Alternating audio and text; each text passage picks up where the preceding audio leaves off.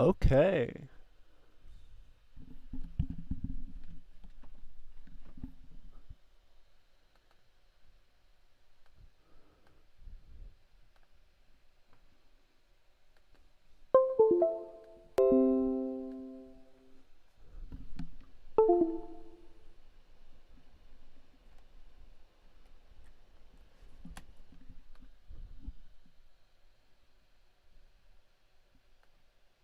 Excuse me, guys, 1 second. My webcam shut off.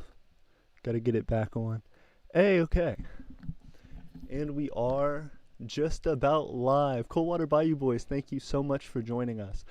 Today we are going to be talking about something that I have wanted to cover again. I've covered this kind of in parts before on the channel, but it's really important that we get this right. Today we are going to be talking about what Eternia is and defining that for everybody, making it clear, giving a general overview of basically the last 5 years of our nation and talking about what we stand for, who we are, what our government looks like, what our economy looks like, and how all that leads to our ultimate goals. We have Wendigo joining us. Wendigo, it's great to see you. You seem new to the channel. I haven't seen your screen name before, so if you haven't subscribed, please do. We're trying to grow a country, and we're trying to talk about what our country is and give people some better understanding. Now, before I begin on that, this is going to be another one where I do this script that I have pre-planned ahead of time, and then we'll get into a Q&A about what we talked about, and we'll play some free-for-profit pink and stuff like that after. But this topic is really important, and I think that if you want to learn more, there is plenty covered as well in depth in our Guide of Foundation and Principles, which is our guiding playbook, basically. It is our initial founding document. It's not a constitution, but it does declare what our interests are, how our government works, details about Eternia. So it's going to be kind of what I'm covering in this with a little bit more detail. So if you're interested in that, definitely go check it out on the bottom of the homepage of our website, eternianempire.wixsite.com/imperial market. There should be a link down below in the description. But it's good to see everybody. Let me get into talking about what Eternia is, and we will be moving forward. So, here's the script for what is the Empire of Aeternia. In short, Eternia wants to change the world. For those of you who have kept up with the channel since the beginning, you've gotten to see a lot of what Eternian is and strives to be through our projects and conversations. But for the other 90% of you, I'm sure that scrolling through the mounds of topic-specific videos attempting to piece together a working understanding of our society can be difficult. So today I want to shine some light on the subject and hopefully make it a little more clear as to exactly what Eternia is. First, Eternia is a realist micronation in the strictest sense. In fact, I coined the terms realist and fantasy specifically to define what we have. Now, if you're unfamiliar with the terminology, I recommend checking out our video on realism versus fantasy micronations. But as a brief description, Eternia sees itself as a nation, like any other. And though we don't have all of the characteristics that qualify us in the eyes of some, we've achieved a lot and are steadily making progress toward that every single day. So, as far as the government is concerned, Eternia is an absolute monarchy, with myself as emperor and 2 houses below me, the House of Treasure and the House of Others, which serve to perform my will in different facets of Eternian society. Though I do rule absolutely, to ensure that the goals of Eternia are met, our government still meets to discuss and have symbolic votes on important issues. Ultimately, the reason for my founding Eternia is to fix the problems that I see as a built-in part of almost every nation on Earth, but I have realized that aren't necessary.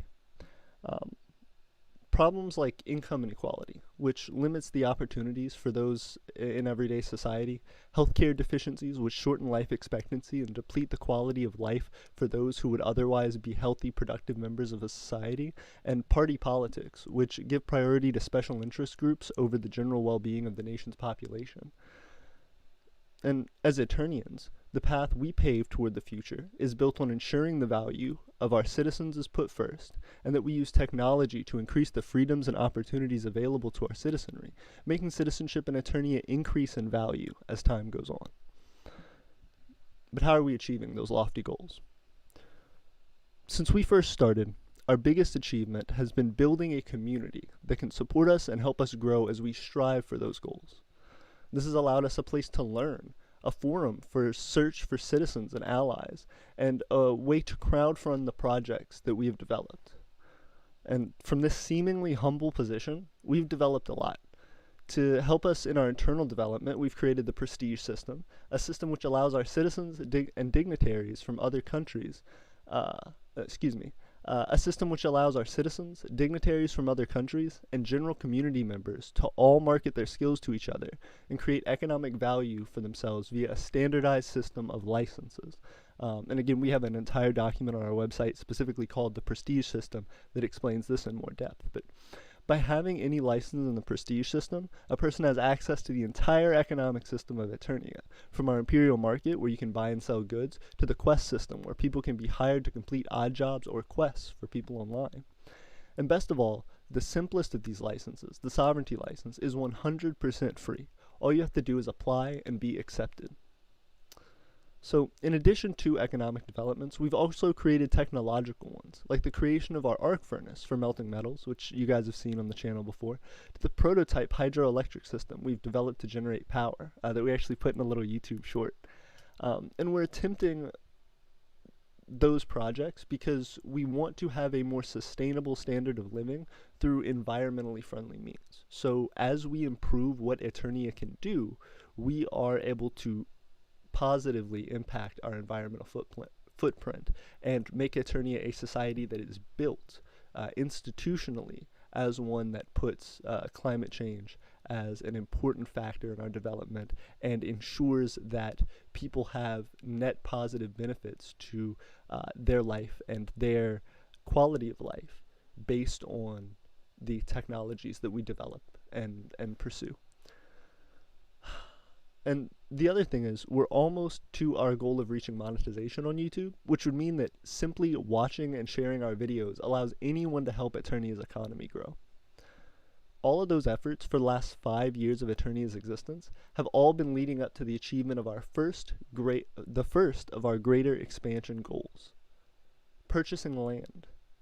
A land purchase for the Empire is crucial because it allows us to expand our already growing technological and industrial efforts while also providing an opportunity for those who may want to become residents in Eternia to do so.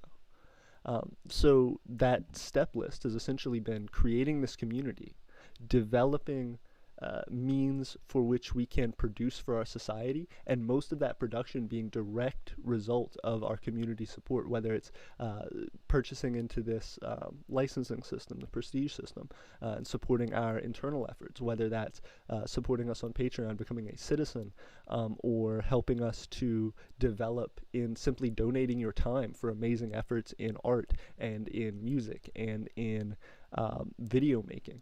There has been a ton of just giving in this community, and that has been the rocket ship that is leading us now to being able to start looking at a land purchase seriously and starting to be able to create more efficiencies in that amount of support that people have given us through getting that monetization.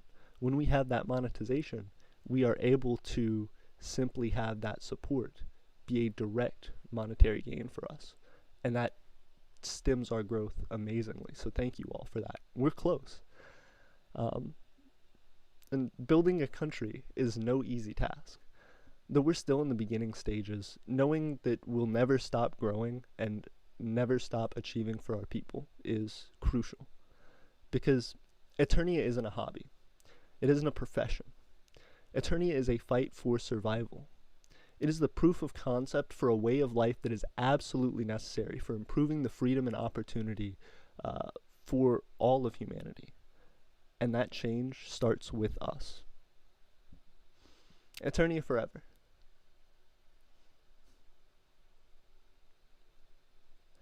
And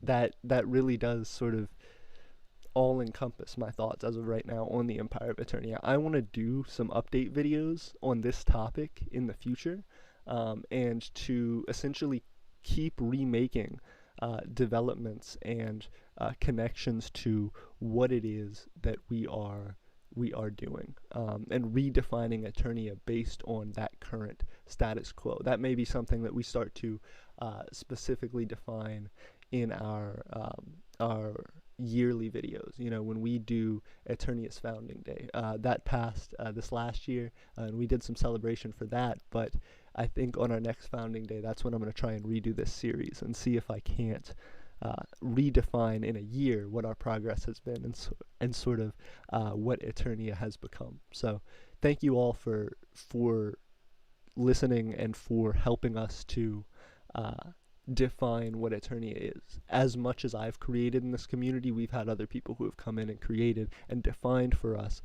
some of our values, some of our institutions, and a lot of our culture. So we hope to give back, and that's the big point of all this, is to say that what Eternia is should not be taken as something simply to be, you know, a hobby. It isn't something that's just meant to be, you know, this club. It is really something for us that is a defining characteristic of who we are as people. That's the way that I see it. That's the way that our Eternian citizens see it. And that is what we want to project to the world and to the community, is that we support our macronational comrades. We appreciate all of the different countries who are actively helping and making strides toward people's health and well-being. But we can do more. There is a better way to do things. There is a quicker way to push, even if developed internally. And that's what we believe as micronationalists, right? That what we are doing and the way that we are developing is such that we can grow something new from inside and develop it into its own unique entity. And that's what we hope to do. That's what Eternia is. It is a new culture, a new society brewing inside of other ones. And that development has been stemmed from the internet. That has been something that we have been able to get support from and approval from, and to talk out our ideas and to hone who it is and what we are doing as our goals keep developing. So I want to open it up a little bit to a Q&A and kind of talk about exactly what Eternia is, and to help you guys understand a little bit about any of those topics. We talked about the prestige system very briefly. We talked about realist versus fantasy. We talked about some of Eternia's government structure, and we talked about its goals in the future, such as our land purchase and monetization. So if there are any questions that you guys have on that front, please let me know. I want to say hey to everybody, and then I'm going to jump into that free for-profit pink that we're going to have. So some mad dude said, hello, what's going on, some mad dude? Good to see you. Seagot said hi. Hey, Seagots, how are you? Africano says hello. Hello, Africano. It's good to see you. Some mad dude said the mad dude's here. Yeah, I'm glad to see you. Bellagio said hello. It's great to see the People's Republic of Bellagio jumping in with us. Aristoria said screams in Aristorian. Now, what is an Aristorian scream? Same as a regular scream? Let us know. Some mad dude said, I think your stream is giving me bad luck. I was playing Minecraft in one block, sky block, and 2 zombies spawned, and I accidentally stepped on my wheat. Oh, goodness. You were, like, stumbling over problems. That's an issue. I'm sorry we're giving you bad luck. Good luck with it. Aristoria says screams again in Aristorian. Screams for the 3rd time. What's happening in Aristoria? Is there some crisis that we're just, like, getting the earshot version of, or what's happening?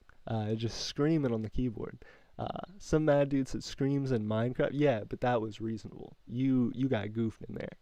The Mind says, I've arrived. Hey, also, this is an important update for the Empire of Aeternia as we get going. We have a new citizens. The Mind, otherwise known as Dustin, has been confirmed as a citizen of the Empire of Aeternia. If you guys didn't see, we posted a video a couple days ago called Opinions on Micronational Democracies, and that was actually a submission by Dustin for his citizenship. That has garnered a significant amount of views within the last few days. So we are definitely appreciative to have him on, and it seems like the community really appreciates the content that he's making. So we're going to keep moving forward with Dustin. We want to welcome everybody here. You may see him around the Discord, and definitely give him a friendly hello, because he's becoming an important member of our community very quickly, and we're glad to have him. Same thing as well with Vaz. If you guys remember Vaz from the Discord, he was the leader of the Vastus Sortition, and may continue to be at one point in the future, but for now he has also pledged his citizenship to the Empire of Aeternia. So the Vastus Sortition has been dissolved for the moment, and we are moving forward with Vaz as, again, another integral part of developing our society. Now, Vaz has actually supported us and become a citizen, not through video submission means, but actually through our Patreon. So Vaz had gotten the Vastus Sortition into a foreign dignitary position with the Empire of Aeternia through our Patreon, and through selecting himself as a candidate for foreign dignitary to relate to Eternia and to represent his country with us. And so we were starting to plan things and develop things, and eventually Vaz became a citizen of the Empire of Aeternia. So he has used his entrance in being a foreign dignitary and his monetary support to the Empire to move himself into a citizenship role. So thank you so much to Vaz for that support. He's been paying his taxes. He's been being a fantastic contributor to a lot of what we're doing, giving proof of concept advice, giving development methods. We are starting to be able to plan more again. After the summer went down, we slowed down a lot. We had some people from our government step away, and so now that we are coming back with some fervent and passionate citizens, it's exciting to see what the new ideas are and the way that we're growing. Eternia has gone through a lot of peaks and valleys in its design and in its development, but we are always steadily on this increase, and it's fantastic to see that there are so many people who are legitimately excited about helping the Empire of Aeternia. I think part of the issue is that when seasons change, when people start going back to school, when things start happening, people get really busy. But it's crazy to see, and I think a ton of micronationalism really dips off, but it's cool to see that we have so many people who are eager, even now that things are going on and life's getting busy. There are people who are more regularly hitting us up and saying, hey, I'm serious about this, I'm ready to go, let's develop the Empire. So thank you for everybody who has helped us out in that way and who has given us their support, because it's no light matter. People are really showing support and allowing us to develop through that. A lot of what being a micronation is being able to show people not only who you are as their leader, but also who you are as a citizen of the community. So there have been a lot of people who are a part of the Empire of Aeternia, who have been a part of the Empire, who have come and just shared who they are and let us see a little glimpse into their life on the channel. And that helps to define our culture. So I am super appreciative of that from everybody. Real quick, I'm going to go ahead and start to get us some free-for-profit pink setup while I read the rest of these. Hey, Mike Ryan joined us. It's great to see you, Mike. I know we talked through email. I hope that some of this has answered some of your questions. If you've jumped in late, please feel free to ask any questions that you want. I am excited to get to discussing that. Mike was one of the people who actually inspired me to make this video, because we were talking about the Empire of Aeternia, and he was saying that he watches some of our streams, which we definitely appreciate, but there was this question ultimately that we've had from a lot of different people, from potential allies, from people looking for citizenship, asking, hey, so I came in at this and this point in the Empire of Aeternia, and I don't know the full story, or I don't know the actual details of the government. You talk about these things very lightly in a stream, so we don't know all of the definitions. And again, I encourage you to check out our website, because it has a lot of that on there in our Guided Foundation and Principles, found all the way at the bottom of our website. I can actually pull that up in just a second, but let me get this started for us. There we go. Hey, nice. Okay, so let me see if this is working for us. Oh, we've got desktop audio. Awesome. Okay, it's pretty loud though. Let me drop that down a little. Sorry about that. Hey, fantastic. Mike Ryan said sounds great. Let me real quick see if I can't grab my headphones so that I can better participate in the conversation. And I'm back. Let me plug in. And we will get started. Because I want to hear this free for profit pink that we got going on.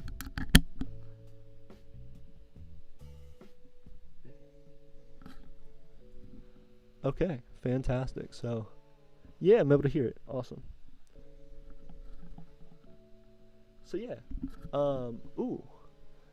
Mike Ryan said, glad to see you live. It's good to see you. So, I'm going to turn down mine a little bit. Let me know if it's bugging you guys or not. I'm going to scooch it down just a little bit. Okay, fantastic. So, let me pull up the Guide of Foundation and Principles and everything while we get started and while we're talking more. But again, thank you guys from the bottom of my heart, because we're getting closer and closer with every stream that we have. We have 8 viewers right now. Let me actually tick that up. There we go. Up. Cam screen, I guess. Stream stuff. There we go. Sorry, I'm pulling everything back up. Okay, so we got that, and then I'll go ahead and switch to our live setup because I want to grab the website. But you guys, 8 viewers right now, as we continue to move forward, that's pretty cool, because we're slowly climbing toward that 4,000 watch time hours, and every single time that we get a few hours of watch time on a stream, that stacks us closer and closer, but we have to keep it consistent. So thank you guys for jumping in. If you guys can it helps a lot. We're racing forward. So if you guys haven't checked out our website, here it is. We document micronations all around the world. That's been a huge one of our accomplishments that I didn't even mention earlier.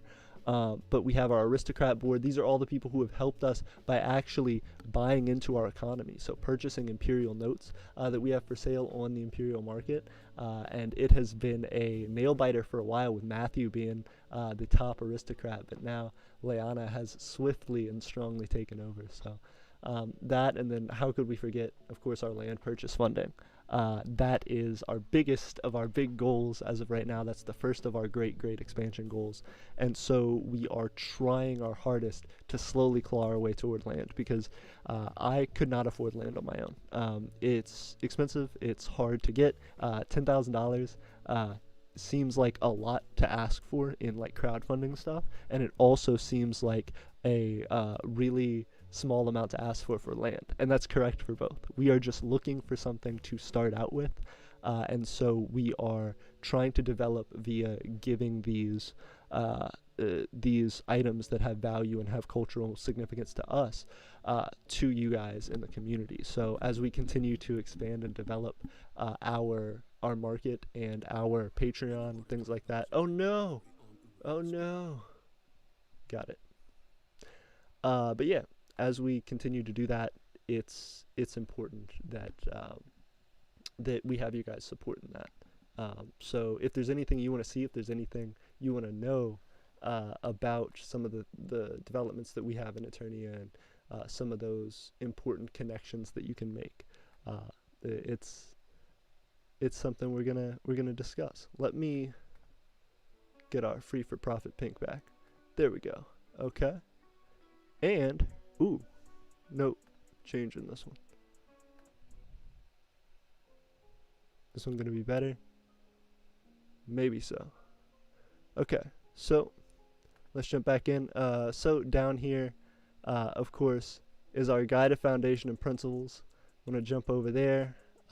So you can actually click on that, and it will bring you here, which defines some of our culture, our government, our prestige system, and then that talks in a further definition about the prestige system actually over here in our imperial market. So you can jump over here, and that you can purchase imperial notes, a unity medal, and I need to actually change this. You can't purchase an Owl's Mark anymore, but they are a big part of supporting us, and we're actually going to be updating for a similar thing.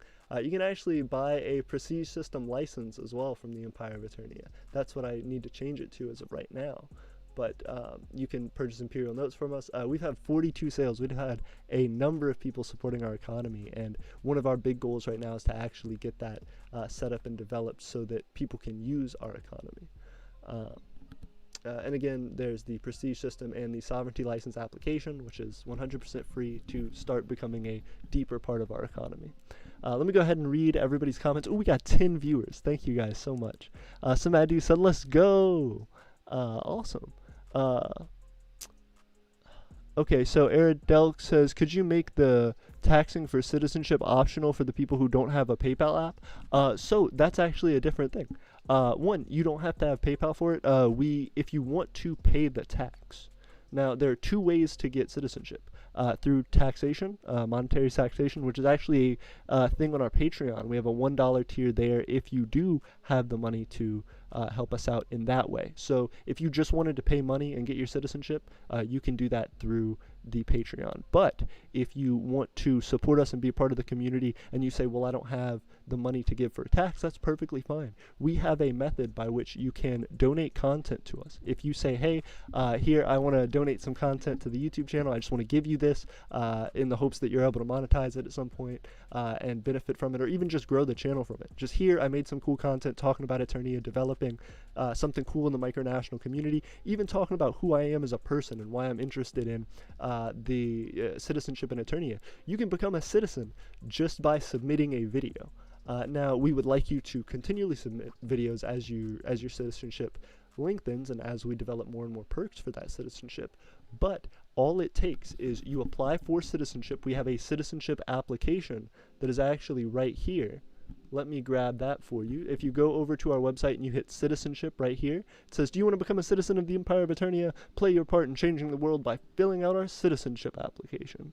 So then you can click the Empire Needs You right here, and that will actually take you to our citizenship application. Once you get into that citizenship application, all you have to do is answer it to the best of your abilities, submit it, and then when we get it, we'll review it. And if you submit to us a video as an application for your citizenship, we will review the video, see how it does, and see whether it fits with our community. And if it does, you are a citizen. We will accept you, we'll send you a confirmation letter, and we will be celebrating trying to put you into a specific position in our empire and helping us to develop. So real quick, let me move this around so that I can get some more of our stuff in view here. But let me jump into these questions. So Balagia says, Balagia is currently improving. We are uploading on YouTube and not just Twitter, and our crops are currently being harvested after 6 months. Congratulations, Balagia. Balagia. Balagia. Shade said TRC here. Eridelk says, could you make the taxing for citizenship optional? So I hope that answers your question, Eridelk. And if you're interested in getting a citizenship, just apply on our website. We got you. If you've already applied, let me know and I will double check, because I've been checking citizenships. I think I'm up on all of them, but if not, please let me know. Manu says, if another micronational leader joined Eternia, they could incorporate their micronation instead of dissolving it. So that's a great point, Manu. The thing that we're trying to figure out with that is we actually attempted that with, if you've ever seen our video on territories, we actually tried to create the territory of New Maryland, the Ministry of New Maryland, and that ended up dissolving very quickly. So Eternia had to adjust kind of its development of territories. Essentially what we're going to do now is once we get land and once we start to develop that, if you wanted to incorporate your thing as a part of the Empire of Aeternia, it would be based on some land or some area that we can like legally own. So that would be kind of a different thing. We don't just want to say like, hey, you know, your land is this, unless of course you were trying to start like a specific thing in the Empire of Aeternia in your community. We could do that, but that takes a certain amount of like dedication. We would want there to be some significant like staple support that we could develop first. So 100%, if we can do that in the future with micronations, that would be fantastic, and we want to try and develop that. But there has to be some built trust and development there first, so that we know that territory is going to stay around for a long time. But that's a great question. I would love to talk more about that. Y'all got some bangers today. Shade said, what's the message for the live stream trying to convey today? It's trying to define what Eternia is, what the Empire of Aeternia is. And we did a full script on that just a minute ago. If you missed it, you can either go back and watch it, or you can catch a video that we'll put out about that soon. But I'm I am very excited to discuss the concept with you. If you have any questions, please hit him up, even if we've already talked about him. Eridelk said, if ye message retracted. The Shade said, I guess. Caden Republic says, where do you plan to buy land? Ooh, that's a fantastic question. So, we are located in the northern part of Alabama. If you actually go on our website, you can see where we're located. But the thing that we're hoping to do is buy land somewhere in Alabama, Tennessee, maybe Georgia range, maybe Mississippi range, like kind of, it's kind of spread out.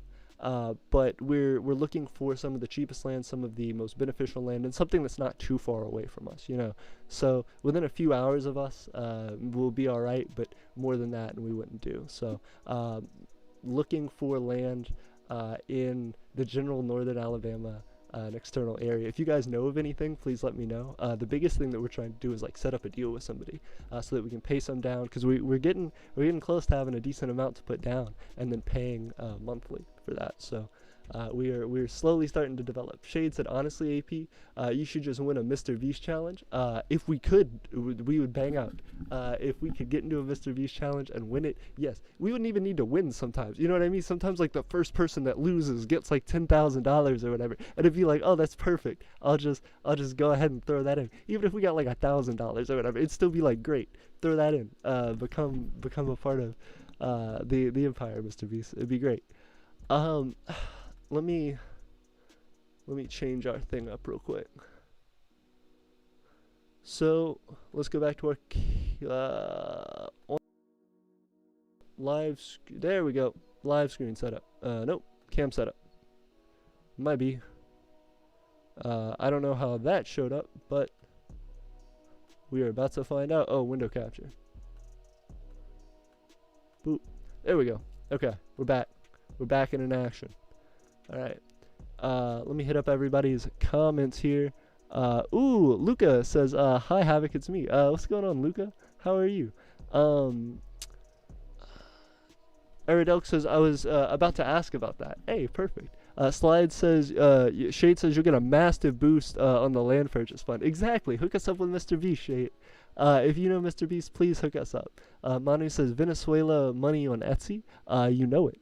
Shade said, I've been working for a few weeks now. When your Micronation strikes big, like you'll have more subscribers than you have now, and there will be citizens. Will you ever,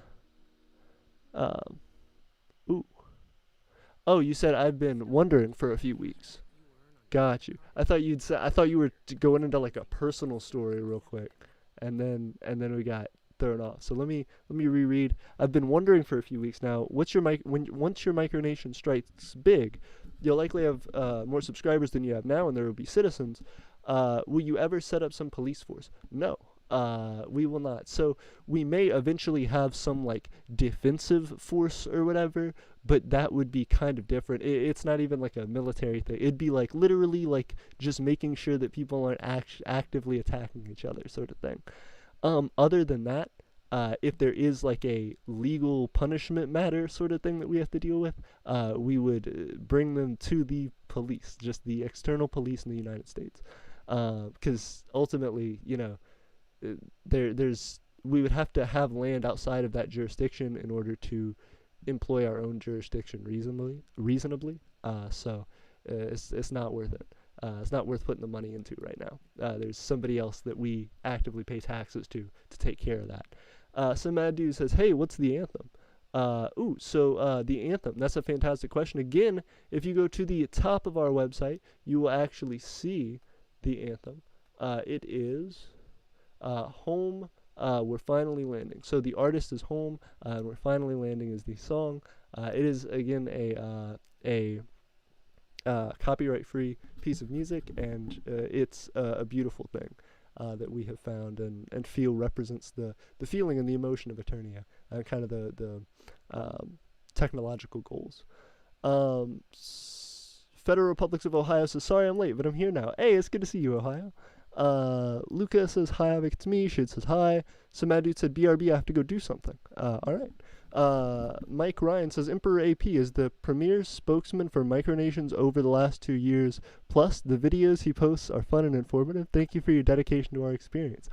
Thank you very much, Mike. It means a ton. I I don't necessarily know that I feel that way. Like I'm consistently trying to grow and consistently trying to get better. There are people who are significantly bigger than me, especially when you see like Malasia or like Liberland post on Twitter. When those guys post on Twitter, it's millions of likes.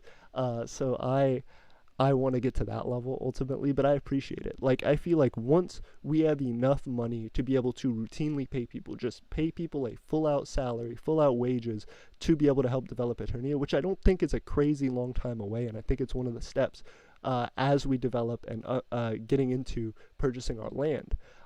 Once we're able to employ people full time like that, we will be able to start growing at that level and beyond. So we're just trying to slowly chug our way with the little amount of resources we have right now up to that land purchase, and then having that land purchase really, really kickstarts things for us. So, and as well with our monetization on YouTube, that's another one of those, like, it's a hard middle step. We'll grow a lot as soon as we hit monetization. So trying to get everything out there that we can in the best way we can, with the most fun and with the most support for you guys as possible, and the most development of our community as possible. We will, but it is 100% necessary that we get those larger goals achieved for us, because then that means a ton more support. It means everything that we've invested in the community as a community together so far will be increased in value nearly exponentially. So thank you guys. Thank you, Mike. Rocky Mountain says, I'm still alive. Hey, it's good to see you. We miss you, Rocky Mountain. Lucas says, API raided your server and spam nuke by cyber LMAO. Your citizens were crying. Well, I guess you got kicked then, didn't you? Okay. Rocky Mountain Television says, it's me, RMTV. Very cool. Rocky Mountain says, there's some land here in Wyoming. I would 100% love to buy land in Wyoming. Wyoming's a beautiful place. I think it'd be cool to have land up there, and you could get a lot of land. The only problem is we don't have enough money for a lot of land. We have enough money for a little bit of land. Maybe Wyoming will be our best bet eventually, but as of right now, we're like, ooh, we're just trying to get something. Manu says, yeah, I saw that territory thing you attempted. You still lose nothing by trying. I wouldn't say lose nothing. I would say at the point that we're at with our development of our nation, we have specific plans and specific timelines for achieving things. So we really need to know how much support we're going to have over a specific period of time before we commit to any of those goals. Otherwise, we have to adjust what we're doing. So for the design and the development of our plans, we have to ensure that, hey, if a nation is going to become a part of, they better be an asset rather than a detriment. Because anything that does just if a conflict happens and they separate real hard, or if we plan for them to develop and do some specific thing and then they don't do that, then it throws maybe weeks or months of planning off. So we have to be able to ensure that we are making accurate measurements of how much we are able to do at one time, so we focus on the most important things. If I feel like, oh, I have people to cover 90% of what I have to do, then I can start a new project and expand on a new thing and add improvements and developments to projects we already have planned. But if that then backslides by 50% of our workforce, it's not worth it for us. So honestly, it's not. It's worth it for us to get those alliances and those territories right the first time, so that we have the picks of the people that we need, and so that it shows value to the other people who have already dedicated their citizenship and their time, because we put a certain standard to that.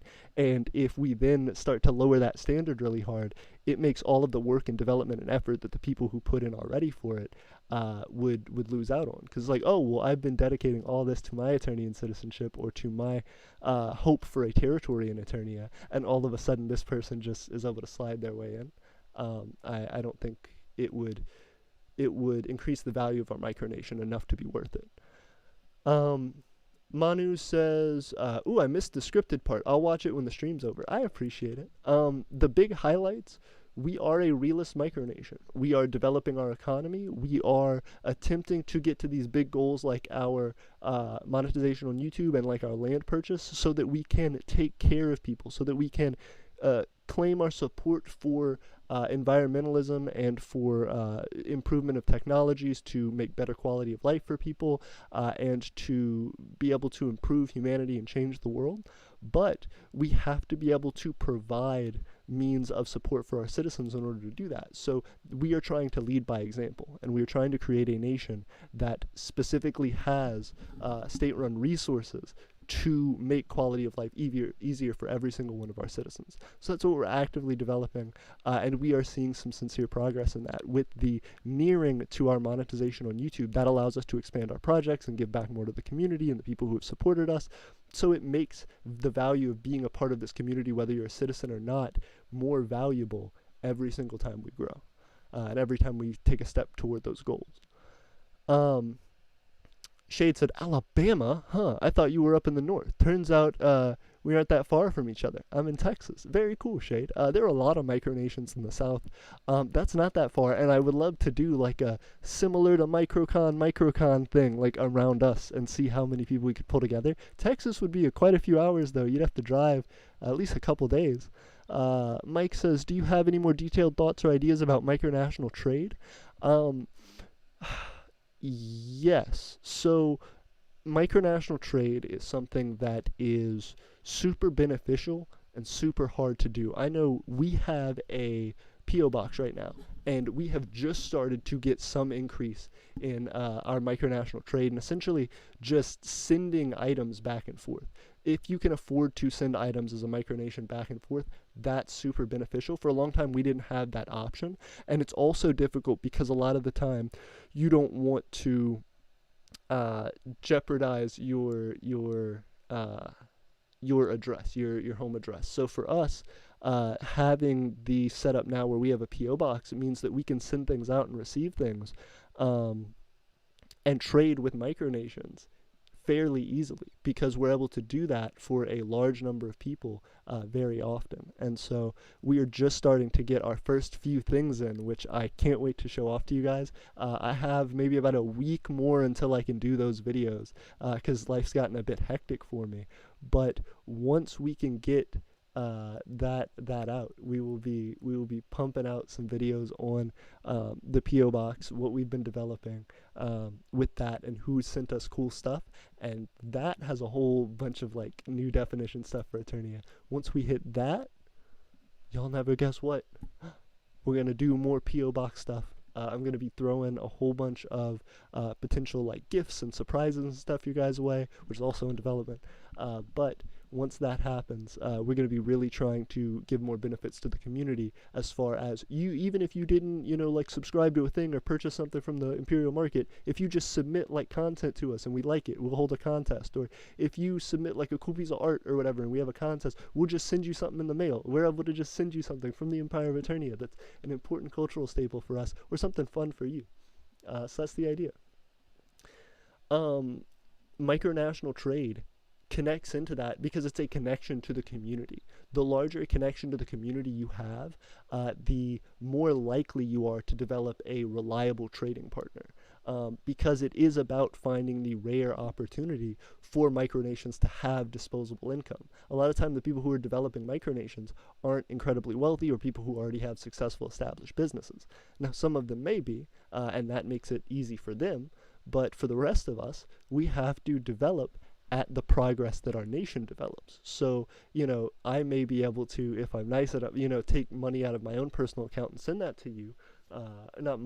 Take money out of my account and send you a gift. But that can't be something that I do all the time or super regularly. So it makes trade as a back and forth, as a consistent exchange, hard to do because of the lack of disposable income. Once you start to develop and have community support like we have, that becomes a lot easier. So we want to make it easier on you guys to have that connection to us by being able to take some of that support that we've been given and start to distribute it to you guys, and get excited. Manu says, Balagia may be an ally, ? I would love to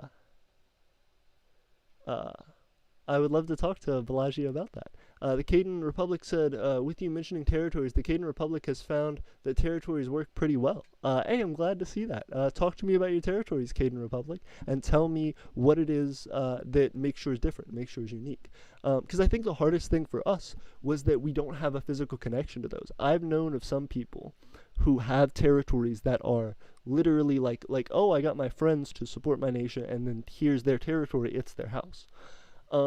That's super cool. And so I think having that direct connection, that like local connection, does a lot for a micronation's territories, but for us that hasn't been possible yet.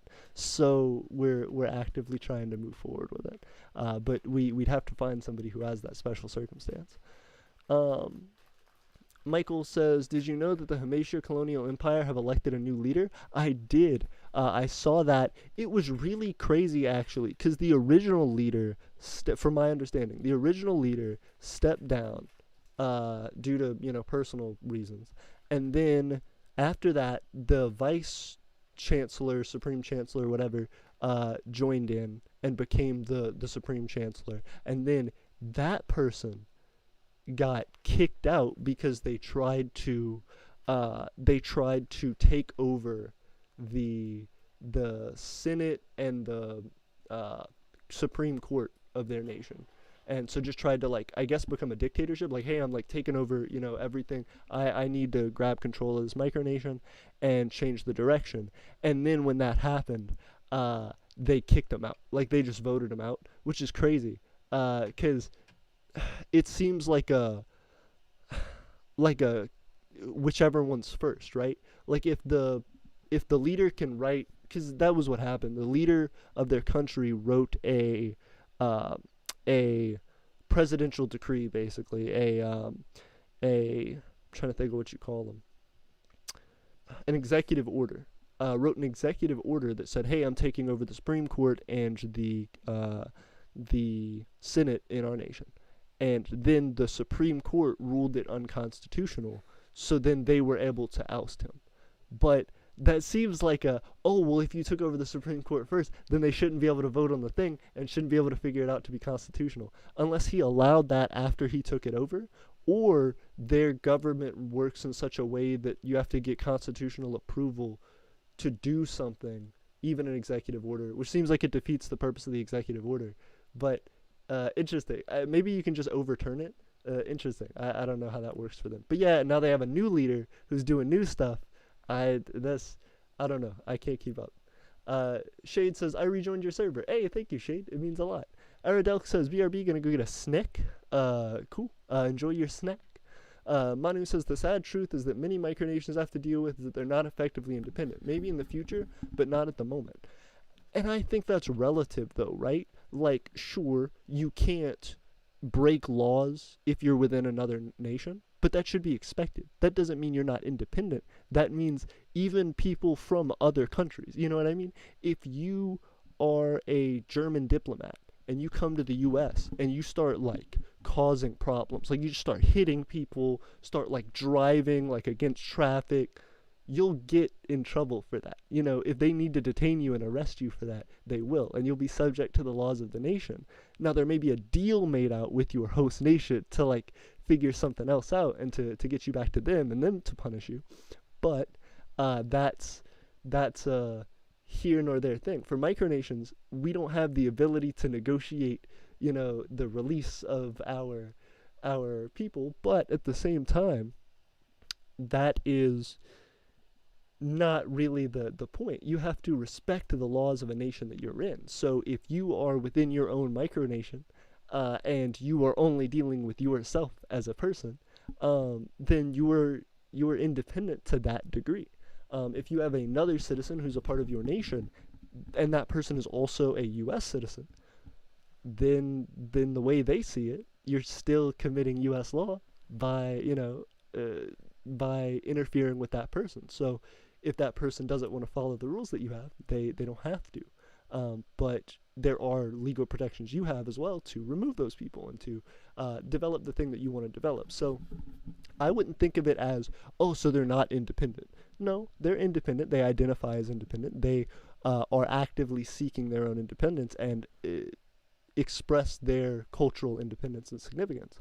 But that is the difference. They are actively moving and working toward that. So I wouldn't try to take the territory that you're in. You know what I mean? Understand that the territory that your nation may reside on, if it is inside another nation, is still the claimed property of that other nation, and they have a stronger way to enforce it than you do.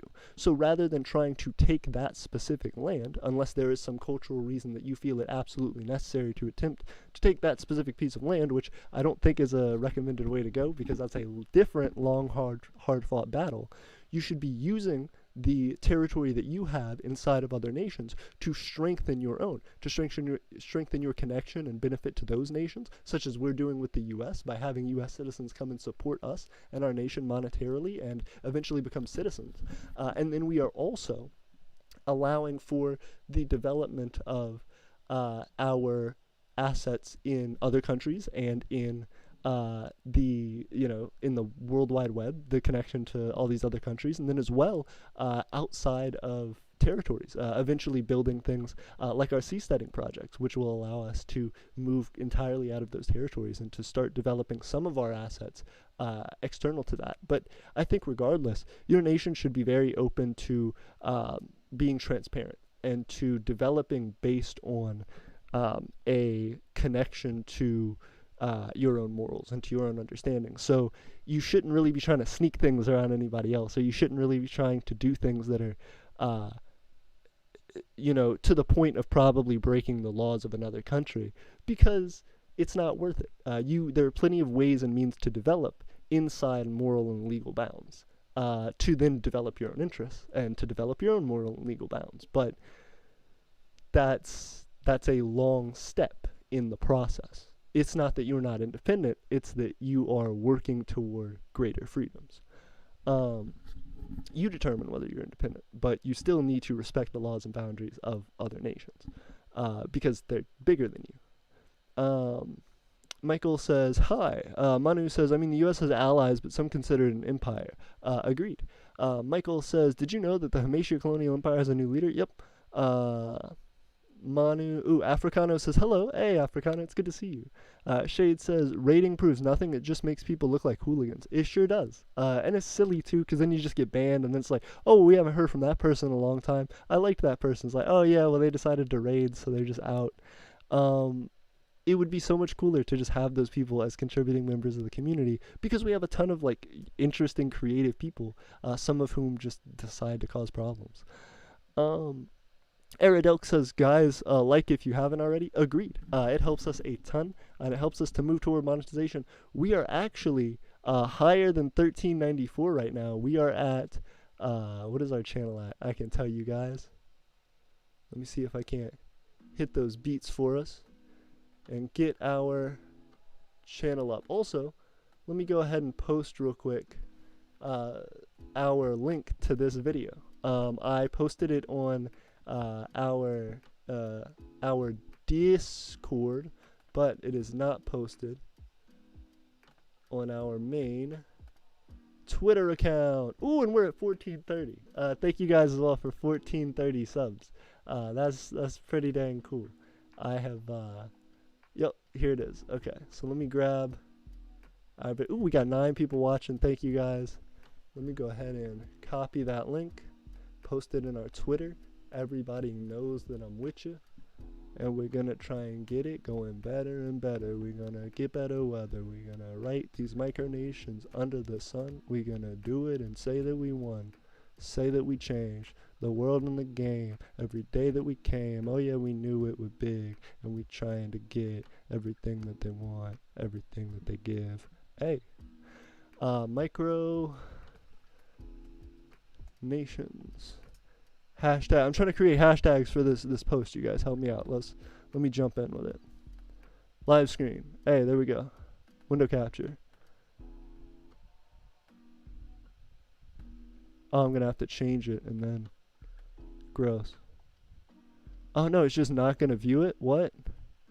Okay, is it because I closed it? That's probably why. Okay. Let me do that. No. Was it not capturing the window? There we go. We got it. All right, we're back, everybody. I appreciate y'all viewing. Ooh, we got multiple things from Mike. I want to jump into Mike's stuff.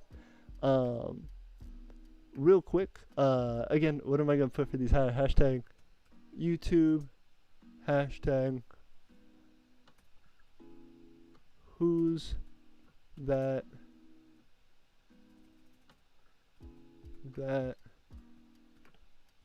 Pokemon?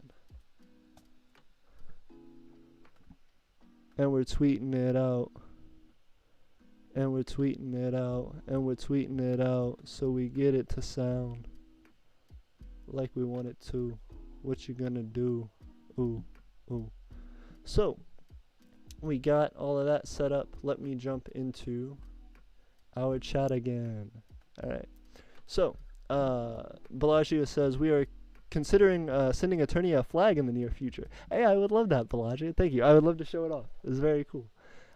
Shade says, ooh, what does it... Ooh, I missed Michael. Michael said, the Republic of Aeternia will be the first micronation where citizens can live within the border. Might take 15 years for further planning.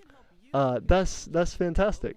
I will say, that is one of our goals as well. So, we might be on some sincere competition as well. People claim, maybe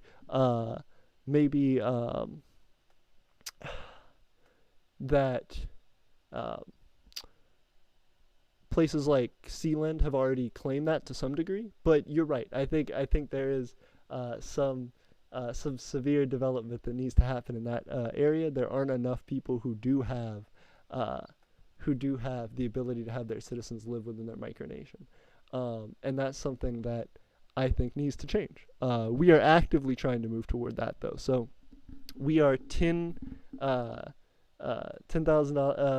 We're 10% basically the way toward our $10,000 land purchase goal. So if you think it'll take you 15 years or so to develop, we may have you beat on it, but that's just our goal. That's our plan. So we'll see.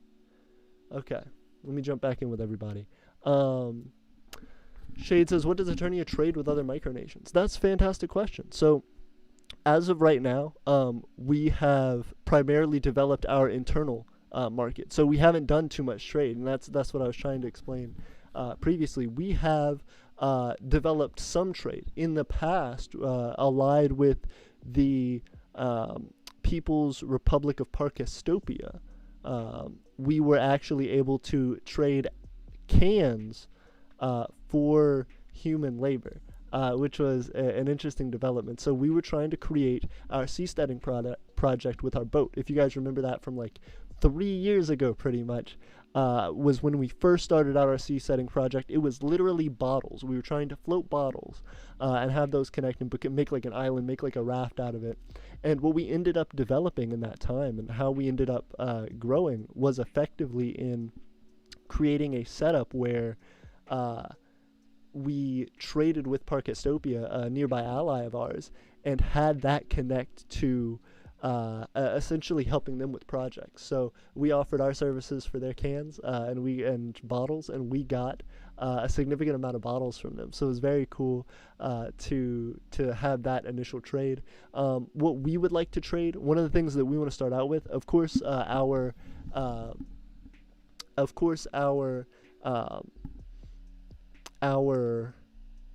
currency. We would love to give nations our currency and kind of show off the currency that we have. So that's a potential item to trade. Another thing that we really want to develop and trade is our aluminum ingots. We develop and manufacture our own aluminum ingots with our arc forge. If you haven't checked that out, arc furnace. If you haven't checked that out, I recommend you do. I'm actually going to hopefully work with it a little later today, and I may post some of that for you guys online. But that's another thing that we want to trade. We are actively perfecting those ingots. So as we perfect them, we're going to start selling them on the Imperial market and developing that for sale for the rest of the micronations out there, and potentially as a trading item. So if you have something valuable that you want to give us, and we, have these aluminum ingots, we can up trade, and get each other back and forth to a more and more valuable state, and allow us to benefit more and more from what we're doing. So yeah, I would love to learn about how trading with other micronations might work, especially because right now our biggest thing is monetary support. You know, if we can make things that are valuable enough for other nations to purchase, that's what we want to do. But if it is going to be like a bartering sort of trade, I would love to see what other nations have to offer with respect to that. Mike says, we are stuck building on the bottom of an open ocean or not being accepted by the larger community. Ooh, hold up. Wait, let me read. I jumped way far. Also, 11 viewers. Thank you guys for hopping in. If you could like and share that video, because it helps us a ton. We're actively trying to get this bigger and better, and we are getting some severe watch time hours from this, so thank you. Caden says, ooh, hold up. Nope. Aridelk says to check the website on allies, I think. 100%. That's how you ally with the Empire of Aeternia. Bellagio says we are nope. Muting that really hard. Also, let me just go to Pink's whole website, and we're going to fix this. Ooh, that's not Pink. There we go. Play all, and then we're going to loop, I guess. Yep, nice. Okay, so, an international, we just glitched out for a second. Sorry about that, guys. We still good? I think we are. Manu says, unfortunately, we're all subject to the authority of higher nation state. With the United Nations requirements for independent states and international law protecting current nations, we are stuck building on the bottom of the open oceans or not being accepted by the larger community. Absolutely, and it doesn't necessarily have to be on the bottom of the open oceans. We can certainly develop on the top of the oceans. We can float. We can also do things that connect us, as of right now, to that independence and to creating a larger community by getting support in the nations that we're already in. And that is a crucial thing. That's the middle step that every nation needs to get in order to move forward. Because if you can build industries in a country, if you can give lots of economic support to a country, and you can get people to rally behind your cause, it will be quick and easy to get territories outside of their nation. It will get easy to get territories in lots of different nations, and it will also be allow you to have a great number of supports morally for what you're doing, so that it makes other nations less likely to intervene because they know they're going to be going the wrong way in a popular debate, that they're going to be going against the majority. The Mind said back, it's good to see you, the Minds. Caden Republic says, yeah, the Caden Republic is kind of becoming a one-party state because our Senate is useless and I am close to declaring an emergency election. It's very hard to create micronational democracies. We've talked about that a little bit. I think you guys know some of that. But yeah, micronational democracies are hard to develop simply because they don't work like they should. And that is a whole different discussion, but we had our newest citizen, Dustin, actually post that not too long ago and talk a little bit about it. Manu says, I'm a bit interested in the idea of micronations, quote unquote, and doing something similar, but I wouldn't declare independence.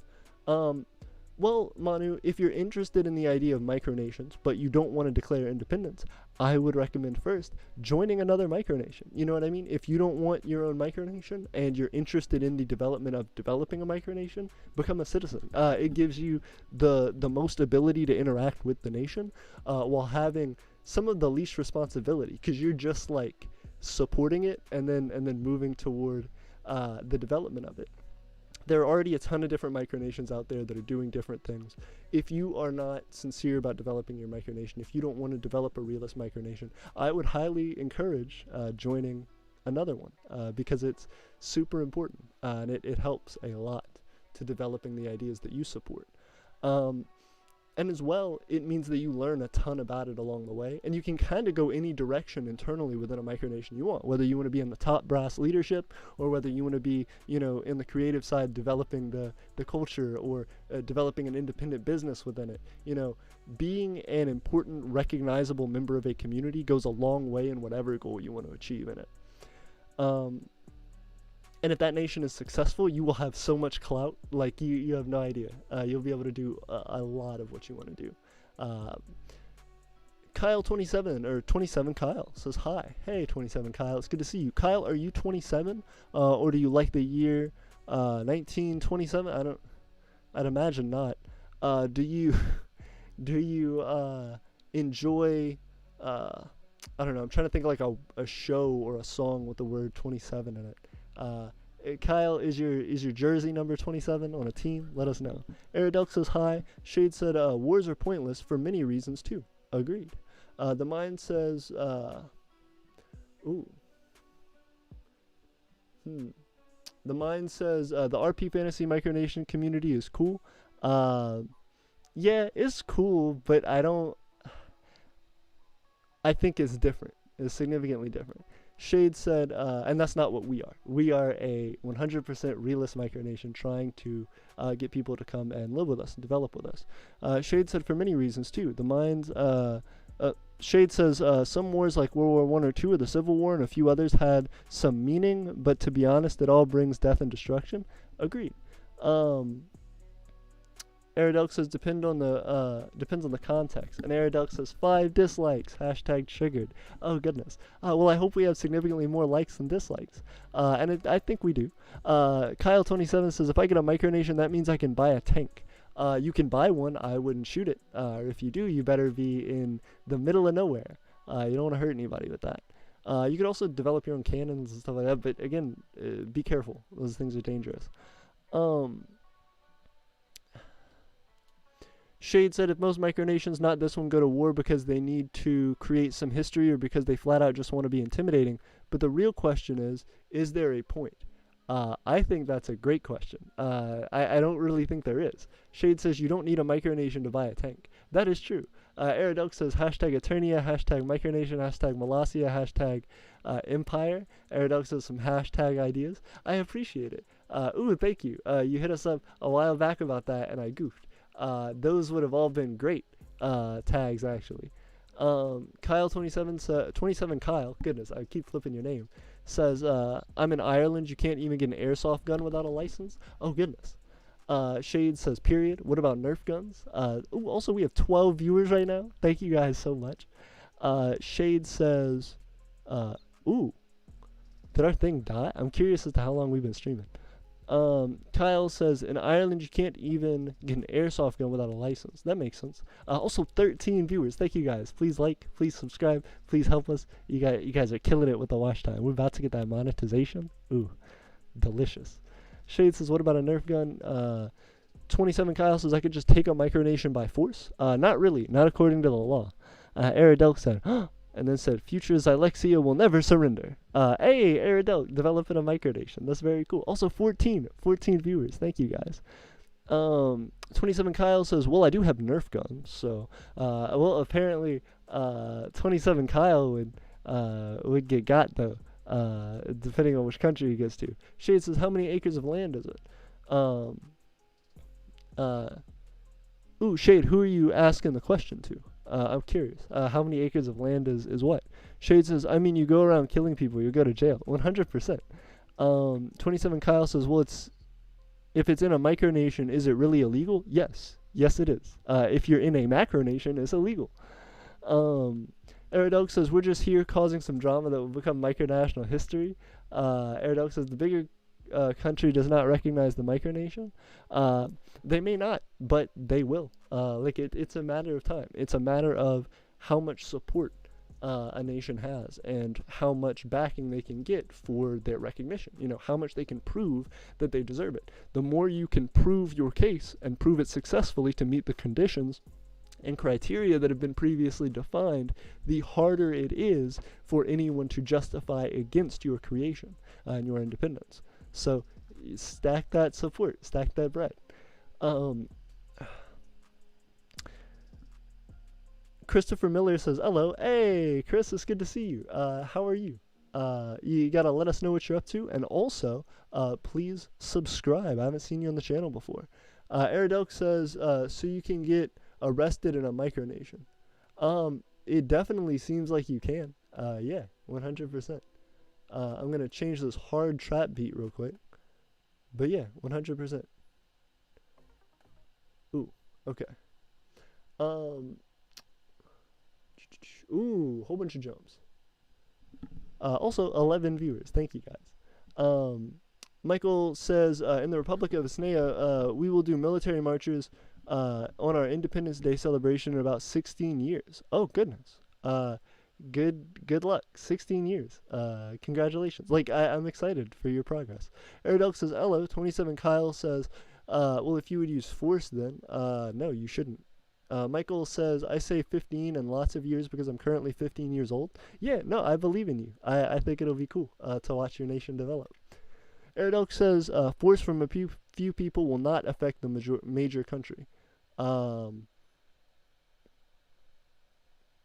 Agreed. Yeah, I don't think that's good. Kyle said bombs. Stop, Kyle. You're wrong. Aerodel says force will work by how much people and how much people there is with force. I don't know why y'all are doing this. Chris says in a sort of Q&A is this a sort of Q&A thing with the live chat and all that? Yes, 100% it is. So we are a micronation. If you don't know, we are creating a country. We talked about what Eternia is originally and discussing the concepts behind Eternia. So if you have any questions about who we are, what we are, why we're doing this, please ask and we will answer those questions for you. We've been doing this for 5 years now, and there's a lot to discuss. We're currently pursuing our land purchase goal, so we're trying to purchase land that people can live on in our micronation. So if you want to learn more about all that, you can go to our website, eternianempire.wixsite.com. You can go down to the bottom of our page to our guide of foundation and principles to learn the basics about Eternia, if you haven't seen the first part of this video. Aerodel says, I also don't think bombers are usually available. 27 says fake news propaganda, blah, blah, blah. Aerodel says, Christopher, it's just the area of the live is at right now. No, it is like a Q&A thing. Aerodel said he usually responds to questions. Aerodel says, only if you're a big person in a large community, yes. Ooh, Shade says, I finally did the citizenship form. Hey, thank you very much. I appreciate it. Shade, you'll have to hit me up. Let me look. Shade, what's that email? What's that name that did you call yourself Shade? We're about to find out. Hold up. We're about to look up Shade's thing. Citizenship application. Let's see, Shade. Do we have a new one? Ooh, we do have a new one. Okay. Are you the newest one? I see you. I see you out here. I think I know who it is. Okay. I got you. I got you right now. Let me look at it. Let me look at it and actually discuss citizenship right now with somebody.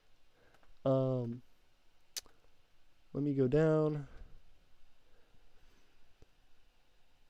Ooh, nice. What motivates you to apply? Been helping Eternia for a while, and I never really thought to apply for citizenship. Doing this could let me explain all my ideas. 100%. I would love for you to explain your ideas, and I would love for us to put those ideas into effect. We have certain goals that we're hoping to achieve, so hopefully your ideas and the way you want to work on things will help us to do that. What else would you like us to know? I've been watching the YouTube channel for almost 3 years now, though I did make a YouTube account, new YouTube account, so it's highly likely if you don't believe me. I am TRC after all. I've supported your channel for ages and will continue to support it forever. Thank you so much. That means a ton to me, and I am super, super proud to have people who have watched for this long and who want to help us develop. So you've watched the channel almost as long as it's been an actively run and updated thing. We've had the Micronation for 5 years, but 3 years has been when we've been really active on the YouTube. And that's where all of our like monetary development has come within the last like two and a half years. Principles. Do you believe that all people deserve to be treated as equals? Yes. Do you believe that all people in society deserve a base standard of living? Yes. Ooh, fantastic. Maximum education, some high school. Hey. Nice. Solid at strategy and bringing people together. I love that. And it's always cool to see. We have some questions like, what are your hobbies? What are your interests on the micronational citizenship form, on the Eternian citizenship form? And it's really cool to see the ways that different people apply to that and reply to that. What do you feel you're most? Nice. Hey, very cool. Very cool. All right. So we have almost 50 total responses to our citizenship application right now, which is incredible. We just started putting out our citizenship application like 2 years ago, 2-ish years ago, you know. And within that time, we had 44 applications for citizenship. We've had like 100 and something applications for our micronational map. We've had like 90 to 100 applications for alliances. Like it's crazy. Thank you guys so much for all wanting to be a part of Eternia and all helping us to develop what it means to be Eternian. As we continue to develop, one of the biggest things is we've always tried to make it certain that our citizenship has some economic value to us. So whether that's in taxation or whether that's through the valuable work that our citizens do, there needs to be some economic benefit for Eternia to have citizens. So as we've developed our citizenship and as we've done that, it's been hard to get people who fit those criteria. And so the more that people have been paying into this system and helping us to develop it, the easier it's been for anybody to actually get citizenship. And so that's why it developed from, it used to be Patreon. It used to be just watching the channel, subscribing. Then it became the Patreon. So then it became pretty difficult. And then now it's the Patreon and, or submitting content. And eventually we want to make that even easier to get citizenship so that more people can move their way up the ladder in Eternia and help us to do bigger and better things. But it's all about keeping that base level of value. So as we develop, that citizenship requirement develops and hopefully our nation develops. But yeah, Chris, I'm glad to see you here and I want to know more about you. I want to know more about what's up.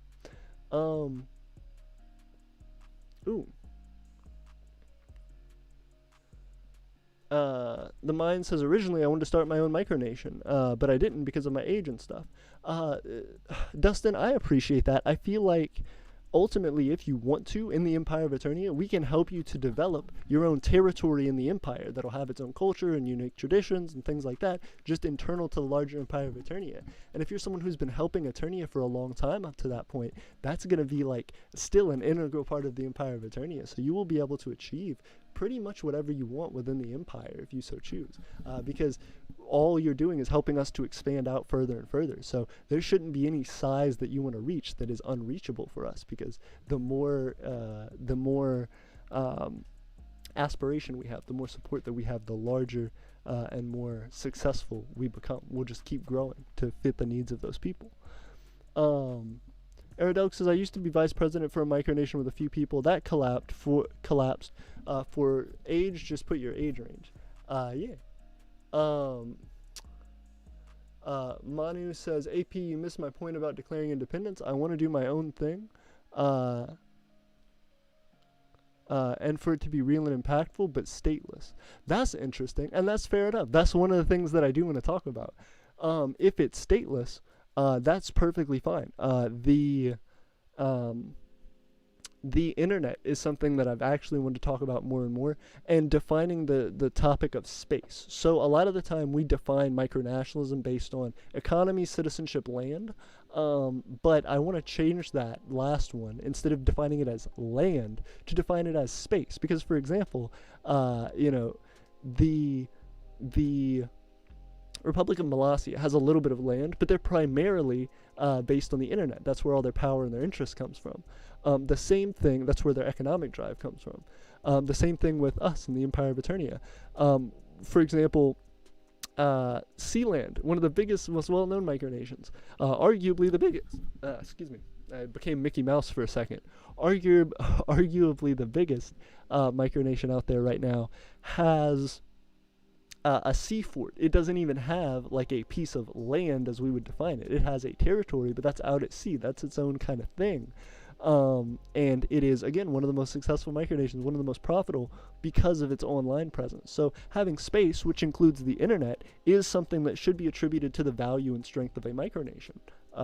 Because excuse me, allergies. Because of how a micronation develops, and because a lot of micronationalism is online. And that's a stepping stone to showing the true strength and power of a nation. It is an important metric. Bellagio says, yeah, Ireland has strict gun laws, even stricter than the UK and Germany. Wow. That's probably good, though, because of the issues that Ireland has had in the past. I know that gun control would be an important thing for them, because they've seen so many people die by gun violence, and it's terrible. So I definitely understand wanting to move that way. 27 said Ireland has pretty weak army, so maybe it might be possible. You trying to take over Ireland? I don't know about that. Because then the UK would jump in, and it wouldn't last. Caden Republic says, FYI, everyone do me a favor and don't tell my HOA about my micronation. Oh, goodness. Okay, we won't. We won't let them know. If the HOA tells you, it fines you for leaving your trash can out, does that constitute, can you argue that and be like, I'm a nation, I don't have to listen to that? Or do you pay the thing, and then does that make you independent? You know what I mean? That's an interesting question. Because you not only have restrictions based on your nation and where it's at and the state it's in, it's also based on which homeowners association it's under. So that's crazy. But good luck. I believe in it. Christopher said, any opinions about the division of the word nation, state, country and the word micronation? Doesn't embracing this division go against the, by definition, values of a micronation being a state? No, not at all. So that is a great question. Effectively what it seems like Christopher's asking is, why don't micronations call themselves just countries or nations or states instead of calling themselves micronations? And the reason is less because they think of themselves as a different entity, and more so because of the stage of development they are in. You know what I mean? It's weird to call a baby a person, not because a baby is not a person, but because we define them as baby to understand that they have a significantly different life experience than the adults that live in the world. A baby has to be taken care of. A baby has specific survival conditions and necessities that it requires in order to ensure that success and survival. Adults have an entirely different set of abilities and circumstances which allow them success and survival. So even though they are connected, everyone starts as a baby and becomes an adult. For micronationalism, not every nation starts as a micronation, but micronationalism and the states and countries that are developing in micronationalism are developing at a really small scale, which is its own set of particular interests, its own particular way of growth and development that is different from a normal nation. There are many steps that a micronation has to develop in that a macronation never does. It's the difference between a caterpillar and a butterfly. A butterfly is the thing that all nations are and want to be, but a caterpillar is still the same thing. It is still of the same essence. It is still the same creature. It is just a change and a preform of the ultimate complete version. It's just a nation that is not fully developed by the criteria that a nation has normally. Because when you discuss a nation, there are certain basics that are generally pre-understood for people. Economy, citizens, land. And for that's the way that things have been previously understood. As a micronation, we are changing what that means. And because of that, we are proving the success of this model by working through preliminary steps that ultimately achieve those larger definitive goals, which then declare us in the old school terminology of what a nation is. We are nations, we are countries, we are states, but we are ones which are developing inside of others. We are developing in a peaceful manner, and we are declaring ourselves independent cultural entities. So we are simply moving away, and we're doing so in a way that's never been done before. So this is something that is showing more and more success the more decades that it goes on. This has been a concept that has been started, for the last 100 years or more. And this is something that has been slowly developing and growing from a weird cultural niche into a phenomenon that people are embracing and starting to develop, especially over the internet, because of the possibilities that it offers and because of the steps being further and further discovered and outlined for us on the internet. People are experimenting with this. People are learning how to do it, and people are growing with it and proving successful. So as we continue to march toward those ideals and those goals ourselves, please understand that we call ourselves a micronation, not because we are not considered equal to other nations, but because we are advancing our preliminary goals. We are still infants, and we recognize that, but we are well on our way to that full maturity, and we have an outlined, detailed plan for how to do that, and timelines and metrics for that development and growth. We are not something that hopes to be a nation. We are something that is a nation in development. We are micronations. We are nations, but a unique form. And we expect respect, and we expect our success. That's the difference. Aridelk says it's not really division. The Mind says 27 Kyle, yeah, but don't forget you have to fight powerful allies. Also, Aridelk says measure how strong the Irish military is. Belagia says, plus, why would you want to use force against force to start with? It would allow the people. It would hurt the people. And secondly, it's against the human rights and macronational law. Agreed. You shouldn't do that.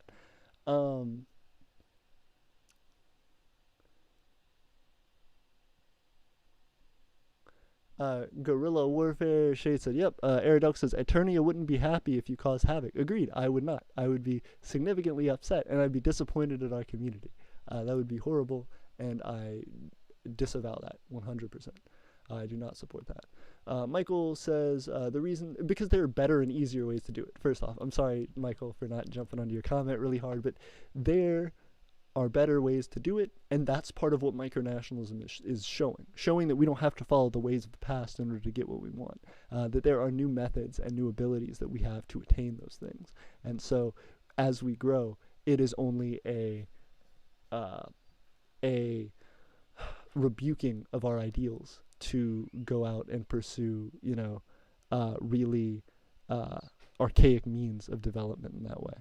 We have a better way. Aridelk says 27 Kyle, also when you attack Northern Ireland, it's claimed by the UK. I think Ireland also claims Northern Ireland. Interesting. Michael says the reason that I don't do much in my micronation is because my parents don't like it. What should I tell them? That's a great question. I feel like that's hard because everybody's personal situation is different.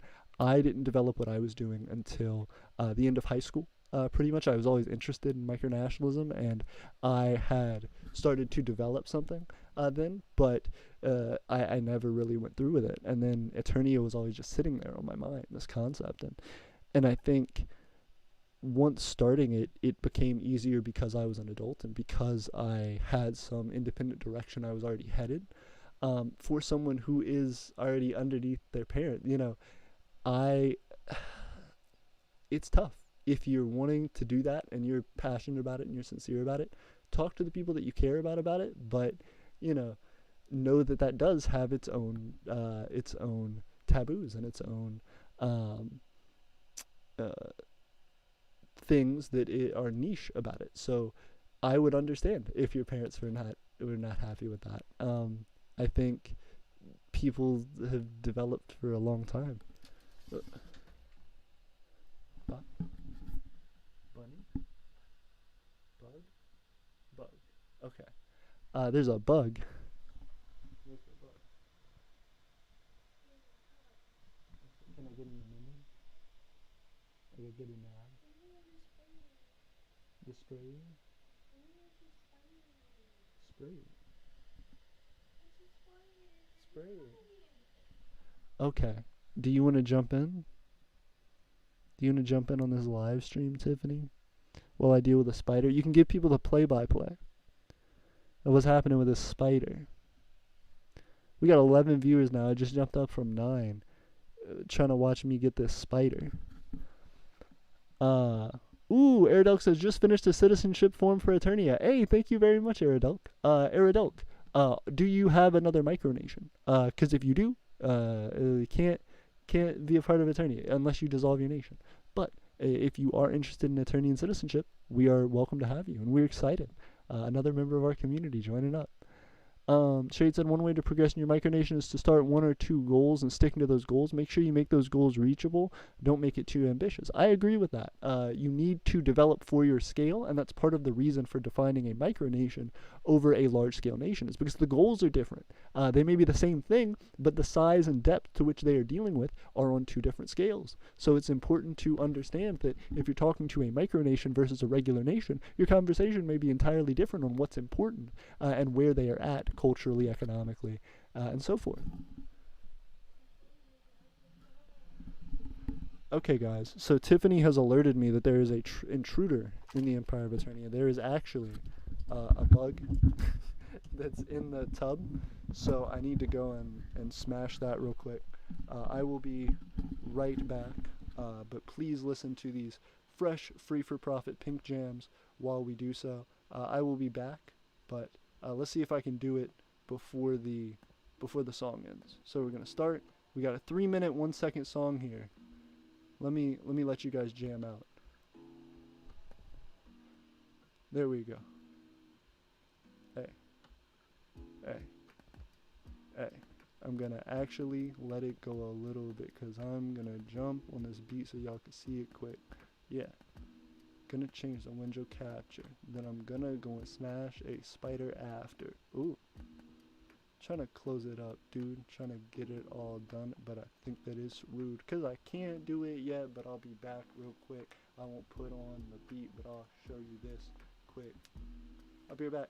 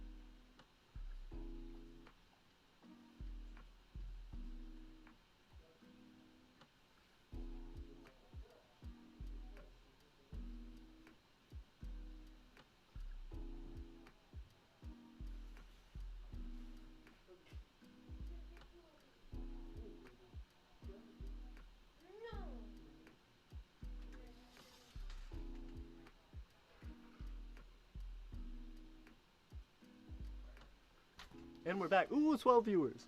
Ooh, we're back to 12 viewers. Thank you guys. We have been severely popping up. Thank you guys as well, because we had been streaming for maybe an hour and something now. Ooh, and we're still good on time. Nice. I was worried that our beat would have ended. Okay, let's see. Didn't want to make you guys sit through an ad. What's up? Ooh, Tiff's looking at tough homework. Oh no, she's looking at me. Oh, Tiff helping out the live stream by jumping in. Thank you, Tiff. Ooh, Tiff's actively watching the live. I don't know if that's cheating. I guess it's not since you're watching. I appreciate it. Thank you. Semi-cheating out here in Eternia. Eternians watch Eternia. Appreciate it. That's true. That's true. Helps us to keep those goals moving.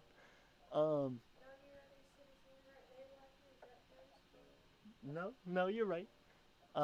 Tips like, well, if any Eternian watches it, is that counted as cheating? No, it's not. Shade says, I'll give you an idea right now. Please do, Shade. Ooh, no, ad. I said I wasn't going to let you guys have to worry about listening to an ad. And I sure did that. Real quick. Kyle27 said, Communist Dictatorship of Ireland. I don't know about it. Michael says, they basically prohibited me from doing everything, so I want them to understand why I'm doing this, so I wish that you can help / tell me what I should explain to them. That's the thing. Again, I think it's understandable for your parents to be worried and concerned about that. You're saying, hey, the country that we reside in right now, I want to do something different with. You know, I want to live in a different society. And that can be concerning and scary for anyone, you know. Imagine if you told your parents at this age, you know, I'm going to go move to another country. That would be horribly alarming to them because they'd be like, no, you're not. You know, you're not moving from here, not where we are. So that is completely understandable that your parents would be concerned about that. And I think that it's important to listen to them and understand why they feel that way. I would say it doesn't mean that you have to stop being interested in micronationalism, but I do think that they may be right to the degree that you should become an adult and know about what it is that you want, or at least become older and know about what it is that you want out of your life a little more before you create your own thing, because that has a lot of stigma to it. There is a lot of opportunities that you may want to pursue in your life that would be hard to pursue if you start your own micronation, because there are certain limits to what a nation will support you in. If you've said, hey, I'm doing something different, I'm creating a different nation, that's concerning, and it's understandable. You just have to go about it the right way and continue to prove that you're in it for the right reasons and that you're doing the best you can. And the best way to do that, I think, at your age is probably to just watch and learn from the micronational community. You may not have the resources right now to develop a micronation, and so it's not that you shouldn't keep the micronation idea in your mind. But like I said, I waited till pretty much the end of high school to even start thinking about it, and then 2 years after that to develop the channel. So for us, it's really about wanting to make sure you do it right. And if you want to convince anybody that micronationalism is something stable and something that's positive for you to be a part of, you should definitely make sure that you don't give them any reason for concern, because that can certainly happen very, very easily if you jump into something really young too quickly and you get yourself in trouble, or you say something that gets on the internet for a long time, and that hurts your chances in your later life. So I think it's important to learn a lot about micronationalism and understand it before you just jump in. Again, potentially joining another nation may be a great way to kind of do an in-between, where you're not necessarily trying to start your own thing, but you're joining something that's established, and you can talk to people and show people about what it is that you're doing and how it works. Shade says, make sure not to create too many goals, because you'll go nowhere and there wouldn't be much of a point in your micronation because there isn't any progress. And there's also a lot to the means of developing what it is that you want out of your nation based on that. So I think that's 100% true, and I think that's a hard one for people to actually fully understand, is that you have to do it to the scale that you can develop and exist in. And that's a lot of what realism versus fantasy micronationalism is about as well. Fantasy micronations can just say, we have 100 million acres of land or whatever. We're big. We're so big. We're the whole world, and Venus, and Neptune, and the sun, and all of the solar system. And the entire galaxy and the universe, but not the dark multiverse. Is a different thing. That's our enemy. You can just say whatever you want in a fantasy micronation. It doesn't matter. There is no consequence. There is nobody checking, because obviously your claims are not real. They're not really your claims. You can't substantiate any of that.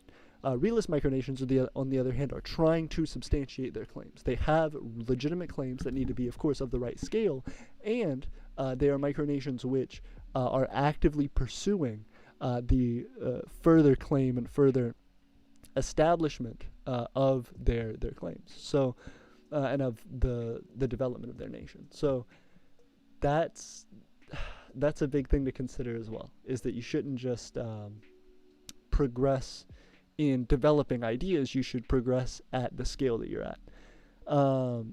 Shade says, make sure to not create too many goals. Yep, the Mind says Discord. Mine says, hey, AP, I gotta head out again, but just to let you know, I shot you a DM on Discord. Oh, thank you very much, the Minds. I appreciate it. It's good to see you. Belagia says, yes, I agree. The UK also needs stricter gun laws, as sadly there was a recent shooting. Oh, goodness. Everybody, please keep the people in the shooting in your thoughts and prayers. The same thing with 9/11. Today's 9/11, and I haven't really talked about that, but please keep the families in your thoughts and prayers, and know that this is a hard time for people who lived in the U.S. during that time, for people, I think, kind of all over the world, seeing that as a symbol of positivity, and you're seeing a lot of people die in a really senseless act of violence is rough. I think, it's important to learn from that, and important to try and grow as people from that, and say that we want to try and build a world that doesn't happen in, and that we can try and prevent that as much as possible, because the people who were there on that day did everything that they possibly could to try and protect from the situation. But it's important to remember that it was just a crazy, senseless act of violence, and that it's really tragic. Tiffany's messing with my headphones because they're tangled. Thank you, Tiff. Goodness. Tiff assist with the big assist.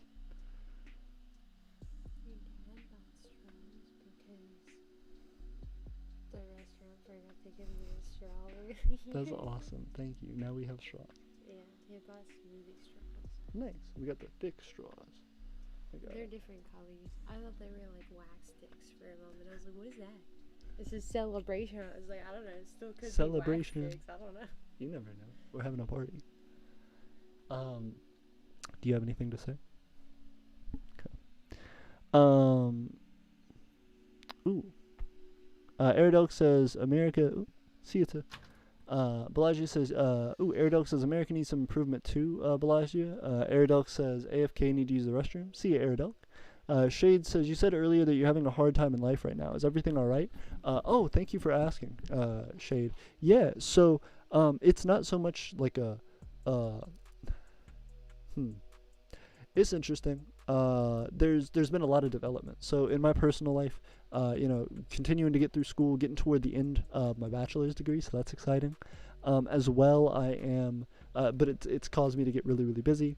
On top of that, my dad has actually moved up north with us, so we are trying to get him an apartment and to develop that really soon. But as of the moment, we're trucking on by. Things have slowed down for me a little bit because I've been trying to put more into my schoolwork and with my life here in our local community. But as well, in developing the Micronation, there are a number of things that have happened recently that have shaken us a little bit. We had, like I said, some of our citizens leave, so that's made a lot of our potential plans have to be shifted and changed because we now have a different workforce. So what I've started to focus on instead are doing nice big projects for you guys that do take a certain amount of time, but are things that I feel we really need to get off the ground and that we haven't been able to do so as of yet. So I'm wanting to go through and shore up those basics and make sure that we are on a really solid position before we continue to try and expand into new stuff. And so part of that is getting our new citizens in. Part of that is developing some of these basics that we're trying to get forward that I can't wait to show you guys over the next week or so. But again, please just keep in mind that we're steady trying to grow, and that even though there are lulls and even though there are slowdowns every once in a while, there have been a lot less. You know what I mean? We've developed this Micronation over mainly the last 3 years, even though we've been around for the last 5, and those 3 years are something that has been a major game changer for us. Going from when we first started out the channel, making a video, every few months or so, and kind of throwing it up and hoping and seeing a couple likes here and a couple little, things here and there, to really having a consistent community online, and having people who are willing to support us when I can't do as much personally, to be able to assist us and to be able to develop Eternia in my stead has been incredible. And that's been something that's helped even when I'm in a stressful situation like I am now in my life, that community makes a difference. Even though I'm not on every day streaming with you guys, know that I'm in the Discord, know that I'm watching things, know that I am feeling the love. I'm getting emails from people talking to me about stuff, and we are all the time trying to develop more and more these different support systems that we have. So thank you guys for that and for being the thing that has made this easier for me, and that we've been allowed to push bigger and bigger because of your support. Ken Republic says, well, either I pay the garbage can fine or I run my nation in a tent, but I am still an independent country. Fair enough. Manu says, when I say state, I'm not talking about land, but government in general. Fair enough. I want to do a cultural thing, but a constructed one. That sounds cool. Kyle says, if I was a Micronation, I would declare war, but I would not kill. I would show power and scare them into surrender. Micronation versus Micronation. Watch our video on Micronational War, 27 Kyle. Shade says, or you could scare them off with military parade and not declare war at all. Fair enough. Kyle said, you're right. Ooh, if that's the thing that talked you down from that, yeah, sure. Whatever. Christopher says, a very good answer to my question. I wish people adhered to that definition rather than hiding behind the word micronation to give themselves ridiculous titles and declare war and simulate military. Yeah, agreed. If you've watched our previous videos, we are adamant about our disdain for micronational war and not needing micronational militaries. It's not necessary. And so, as we are developing and as we are continuing to grow, it's important to know that we are trying to do so economically and trying to do so with the purest of intentions. And we're trying to do so transparently so that you guys can know and follow and watch how we develop. Aerodel says back. Kyle says bugs versus micronations. Chris said, onto a less philosophical question, though, does Eternia have a coat of arms? So we don't have a coat of arms because we don't take up arms. Again, I know that is not how it's used most of the time nowadays. Now it's just kind of a symbol or a crest of a family or of a community, like a micronation. But no, we do not have a coat of arms because we do not bear arms. We don't have a military as a micronation. We don't have an armed force as a micronation. What we do have is our Eternian Seal, which is the actual symbol of the Empire of Aeternia. And you can see it here behind me. You can also see it right there, on plenty of the stuff on our channel. It is this arrow going through the eye of an axe head. It's from the story of Odysseus, and it is basically showing that we can do the impossible and that we are going about achieving our goals. Because if you haven't watched our video on who we are, I definitely recommend you do that as well. It's Culture and Symbols in the Empire of Aeternia, I think, is the actual video title. But the description says, the thumbnail says who we are in big letters. So that talks about our symbols. It talks about the story of Odysseus and how he snuck into his own castle and fought with a whole bunch of suitors who were trying to take his throne, to string his own bow and to fire it through the eyes of 100 axe heads, which are just the hanging hooks, the hole that you would hang from an axe from a hanging hook, and super small area, super hard target to hit, and none of the suitors were even strong enough to string his bow. So he snuck in and did the impossible to reclaim his rightful place on that throne, and that's kind of what we feel we're doing in the Empire of Aeternia. We are overcoming insurmountable odds to take our rightful place as the creators of our own nation and as to the developers of our own destiny, and we plan to do that in the right way, by following the rules, by beating everybody at their own game. Aerodel says back. Ooh,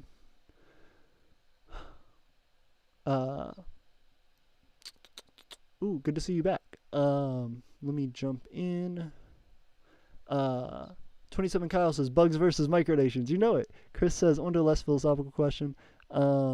Shade says, I dissolved my micronation a few months ago because I realized the people I was working with weren't doing the work I asked, and when I would find their mistakes, they would all try to start a coup. Yeah, that's a very difficult thing in micronationalism. A lot of the time, the people who start micronations are people who either have a large reason for doing so, and if they do, that's great. Eternia wants to improve the quality of life of its citizens. The other group of people are people who just are interested in micronations and want power. Those don't always go hand in hand, but sometimes they do. And I found a number of circumstances where people are trying to join Eternia or trying to get further involved in our community, specifically because they just want to get something out of it. You know, everybody wants something out of their work and their efforts, but it's different than someone trying to take over and try to have their, to overthrow or to step on the feet of the people who are already building and developing there. So there are some people who come in to cause chaos, and that sucks. And so I appreciate you taking an interest in our nation, Shade, because it is a super, super big deal that we try to establish a standard in the community of respect, of support, and of what it means to be a citizen of a nation, to put in 110% and to show others that we can develop past the strongest micronations by simply working together and by doing it the right way, creating the right standards, and that we can then use that as a step stool for other nations to help them up in the right way and through our developed channels. 27 Kyle says, what if every micronation combined, how big would its military be? Still probably not very big. Shade says, and just now I filled out I file the Eternian citizenship application form. Hey, thank you so much, Shade. That's awesome. So now we're up to 45. We're almost to 50 people who have applied for citizenship in the Empire. Nabek Official says, hello, Emperor AP. Hello, Nabek. How are you? Aradelk says, AP, if you didn't know a few minutes ago, hey, Nabek. Aradelk says, if you don't know, a few minutes ago I submitted an application form. Oh, thank you so much, Aradelk. Hey, awesome. So we have a lot of people. We're up to 46 now, maybe? Let me check. Let me look. How many? Ooh. How many? Ooh. How many? Ooh. Eternian citizenship application. Trying to do this, trying to grow a nation. Ooh. It says it still we got 45. Ooh, but I see a new one. I don't know what to think about it. Who's who? Like y'all gotta DM me and stuff. I see Pegasus in there. Who's Pegasus? Is that Aradelk? Or is that Shade? Y'all let me know. Shade says he knows. Nabek says, oh, thank you for correcting me. Shade says, no problem. Michael says, my parents think that micronations are neo-Nazis. There are some micronations that are. That's a hard thing, and that's why you really should not just go into micronationalism. We have had situations in our own community where people were transphobic, where people were racist, where people were, speaking out against others' religions and being defamatory and trolling and just causing problems. It's a very tough thing to do, and sometimes the best intentions can still have problems and can still end up looking really bad. So you have to be able to take the burden and the weight of failing and of messing up. And at your age, I don't think that's the smartest move for you. I think your parents probably have some pretty good reservations about why they're concerned about micronationalism. It's not that they're worried about whether your ideas are good or bad. They're worried about your reputation and their connection to you, you know, their support of you as their son or as their daughter. They are always going to be proud of you. I'm sure they're always going to want to see your goals achieved, but I think they're looking out for your best interests and saying, well, think on that for a while. You know, don't do that right now. See if that's really what you want, and talk to us more about it. We need to learn more about that. Because that's concerning. It's a concerning thing to hear from a parent. And especially the younger you are, you know. Aradelk says, AP, if you didn't, yep. Michael says, my parents think the micronations are neo-Nazis. Shade said, what? Kyle said, question mark. Shade says, I won't judge. People think differently. Aradelk says, but neo-Nazis sound crazy. Michael says, I know how micronations work, so I basically know what to do. Dang, what? Hold up. Aradelk says, AP, how do you make something like a Unity medal? Oh, that's a great question. So we actually, we had to stop how do I make something like the Unity medal? Well, that's a great question. Hey, we have 4 viewers. I appreciate you guys watching and hanging out with us. So we actually get the pieces for it elsewhere. We sew together the metal ourselves. The metal pieces that we actually have on there are things that we outsource from the US, but we want to start making our own metals, like our own physical metal pieces for the metals. So that's going to be something that we look forward to, again, in future developments. But as of right now, oh no. Oh no. The primary thing for us right now is trying to get those sales and those developments of that so that we can make it bigger and better. We want to come out with new things in addition to the Unity medal, but the Owl's Mark, the Unity medal, stuff like that, a number of the parts to it are outsourced, and then we actually put them together and assemble them ourselves. We've designed them ourselves and assembled them ourselves. 27 Kyle says, every time I wanted to go make a micronation, there was always something in the back of my head saying no. That's fair enough. I understand. Aradelk says, message retracted. Shade says, darn, I gotta go. But as always, long live Eternia. See y'all around. See you, Shade. Thanks for submitting an application, and I can't wait to review it. Aradelk says, what is the reason, 27 Kyle? Why? Aradelk says, see ya. 27 Kyle says, I always thought micronations were weird. Even if I started a micronation, no one would care. Again, I don't know about that. I think it's based on your intentions, it's based on your concept, and ultimately what you want to do. There's a lot there. People's Republic of Bellagio says, we do not have a micronational military, but we have an environmental Peace Corps, which goes on litter picks around the UK. Hey, that's awesome. That's like a super important thing, actually. And it also is really cool because while you're out, if somebody goes, hey, what are you guys doing? And you go, we're a nation and we're helping out. We're improving the community. People will get on board really quick. Like, you'll see how quick people get excited about that. Caden Republic says, I just remembered that later I need to finish an article for my school newspaper about a protest yesterday at my school. Wow, let us know how it goes, Caden Republic. I would be interested to hear. Aridelk says, there was a protest at your school. Aridelk says, Pegasus Rider was my original YouTube name. Oh, awesome. Thank you, Aridelk. 27 says, imagine a world war for micronations. Crazy. Aridelk says, that would be so cool. I don't know. I disagree. That's horrible. For real issues. 27 Kyle says, yes, it would, but someone would go too far and bring a gun. Yeah, that's why you don't do that. That's why war as a concept is the wrong thing for micronations to even be entertaining the concept of. Kid Republic says, yeah, there were like 15 to 20 students who walked out of the class to protest the mask mandate at my school. Gross, really gross. That sucks. Those people should wear masks. It's important to keep everyone at the school healthy. 27 Kyle says a dictatorship is not always bad. Agreed, especially in micronationalism, because a lot of time people just do need to be able to keep control of their micronation against people who they are having to trust with a lot of responsibility, maybe very early on. There's a lot that can be destroyed by different people. Caden Republic says, my school only has 400 students. Still, that's crazy. Caden Richrack says, hey, have a good day. Hey, Richrack, what's going on? How are you? Caden Republic says, in.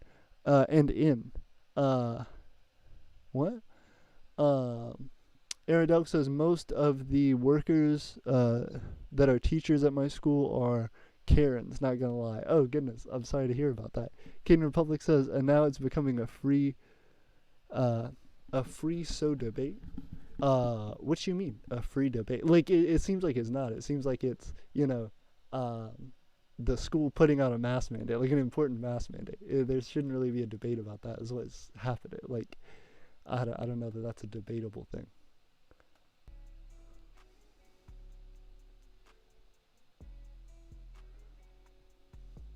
Okay.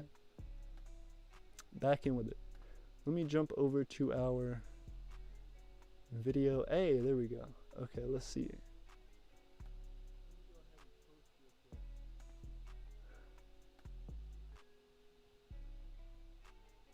Hey, so how long have we been streaming is the question. How long we been streaming? What y'all think the reason? Oh, what y'all think the reason? We've been streaming for 2 hours just about. That is crazy, that's insane, and we are gonna blow the roof off of this house. Oh, goodness.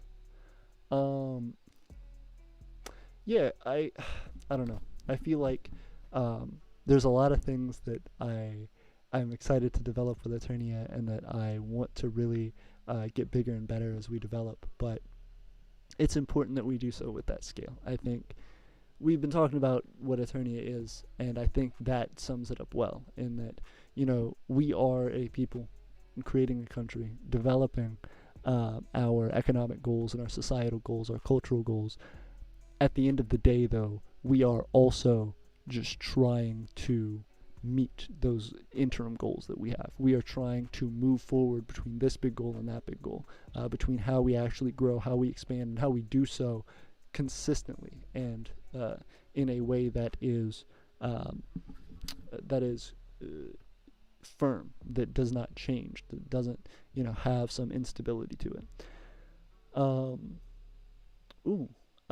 27 Kyle says, what is the baddest micronation? What do you mean by baddest? Like, baddest as in like coolest, or baddest as in like the worst micronation?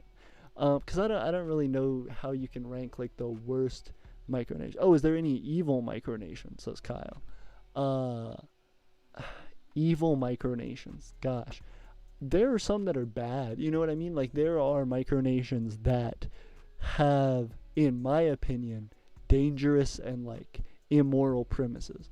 There are people who start micronations specifically because they want to start wars with other micronations. There are people who start micronations based off of like racist, sexist, homophobic beliefs. There are people who start micronations because, you know, they just want to control people and hurt people or take people's money. All of that's dangerous, and all of that is concerning. And so as we continue to develop, it's important to remember that it's not only enough to develop a micronation, but you have to be developing one for the right reasons. And you have to be consistently proving that you're doing so for the right reasons. Caden Republic says, no, it became a free speech debate because more people joined at lunch and the school shut it down because it's not something they agreed with. The protester, I feel like they should shut it down immediately. That's weird. You know what I mean?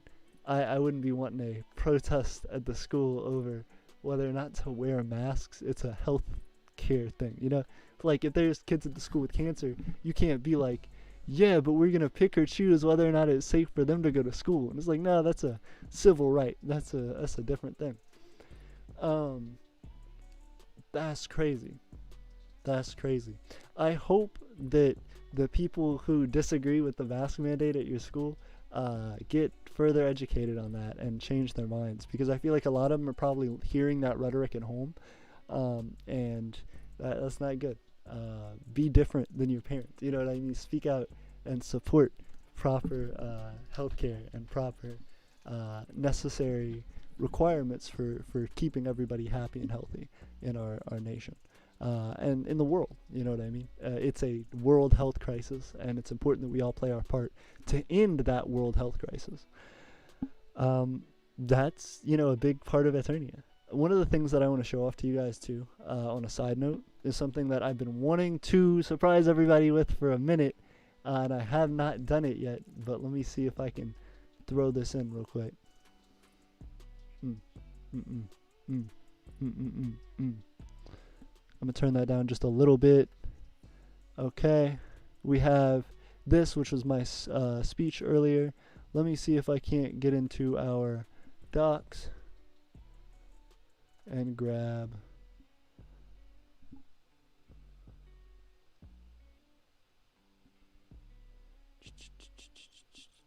stickers. Hey, there we go. Okay. So, everybody, we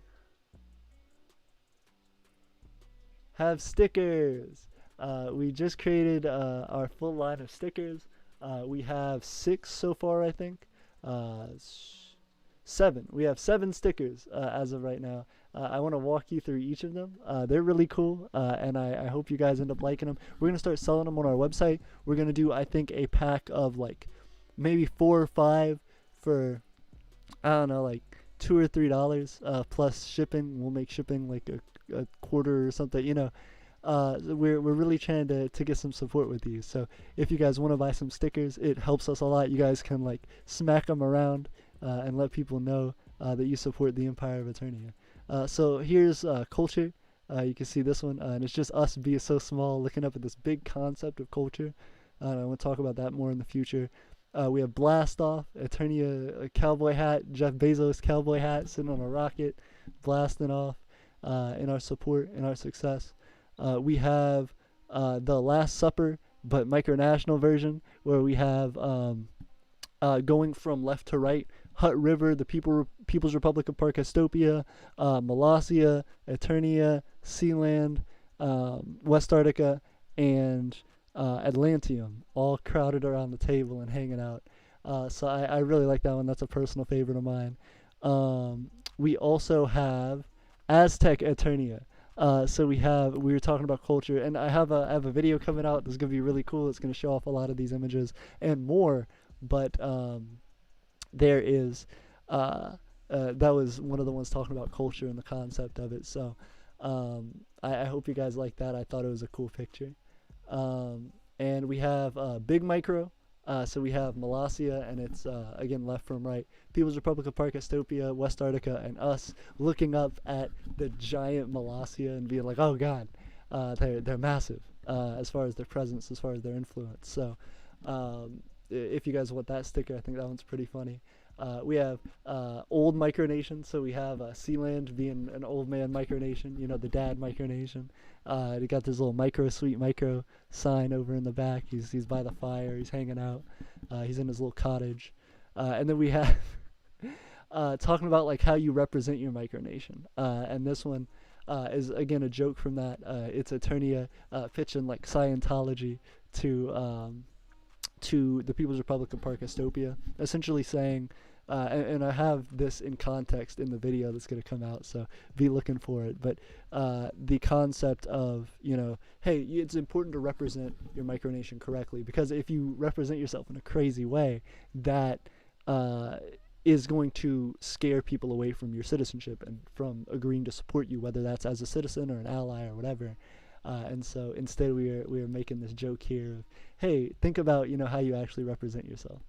I hope everybody likes these. I'm really hype about these, honestly, and I feel like the more that we get like support on this, and the more that we get people creating these stickers, I want to start adding them as a part of our Patreon. So if you guys like our Patreon and get excited by supporting us there, for anybody above the $1 tier, I think that's what we're probably going to do, is like send out a thank you and like sticker pack for everybody who wants to join that, and essentially to just be like, hey, you're really helping out Eternia. Here's like a monthly sticker pack, and here's, you know, the different stickers that are going to come in it, and here's maybe seasonal ones celebrating holidays, and different things like that. So yeah. Ooh, Nabak said, this is cool, Emperor AP. Thank you very much. If you want to purchase them, they'll be available soon on the Imperial Market. Shade said, just join Eternia or some other micronation. 27, ooh, hold up. Caden said, ooh, Shade said I'm back. It's good to see you, Shade. Caden says, well, the part they are protesting is the requirement that they wear a mask in PE, and be at our outdoor agriculture department. Interesting. 27 Kyle says, ooh, let me make sure that we're not listening to something that's, yep, not a full free for profit. That's exactly what's happening. I'm trying to change this beat right now. There we go. Sorry about that, guys. Yeah. So we have Shade said I'm back. Caden Republic said, well, the part they're protesting, yep. 27 Kyle said, I should start a micronation in my room, or should I actually? Yay, I should. Why not? Aerodel said, cool. Navek said, that's cool. Shade says, just join Eternia or some other micronation. Don't create one. It's highly recommended. Agreed. Micronations are very hard to develop, and a lot of people end up getting themselves into trouble and getting into a lot of headaches because they try and start a micronation and they don't realize how much responsibility it is and how much effort you have to put in before it actually starts, you know, outputting like you may think you want it to. So that's a lot. It's a lot of effort and time to put in, and it's not always worth doing that. So think about that as you keep developing your nation. Oh dang, I keep messing this up. Okay, let me see if I can't read the comments here. I think I have an idea. I'm gonna break away. Nice. Okay, there we go. Caden Republic says, well, part of the protest. Yeah. 27 Kyle says, I might call it the Legion of Red. You should just for real make you should just join a different micronation. Hidden Republic says, and it was more than just mass. They were just the final thing for this group. Oh, weird. Also, bless you, Tiff. You okay? Tiff is sneezing out there. And she looking at me like she don't care. Oh. Love you, Tiff. She was sniffling. Why were they protesting so hard? I don't fully understand.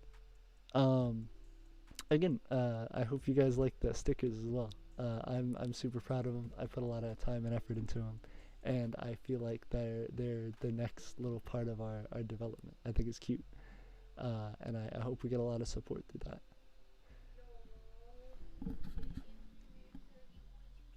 It is cute. Tiff said, "Oh, the Emperor said it was cute." Yeah, this is adorable. Tiff, if you don't love these stickers, you don't even know what cute is. Look at how cute.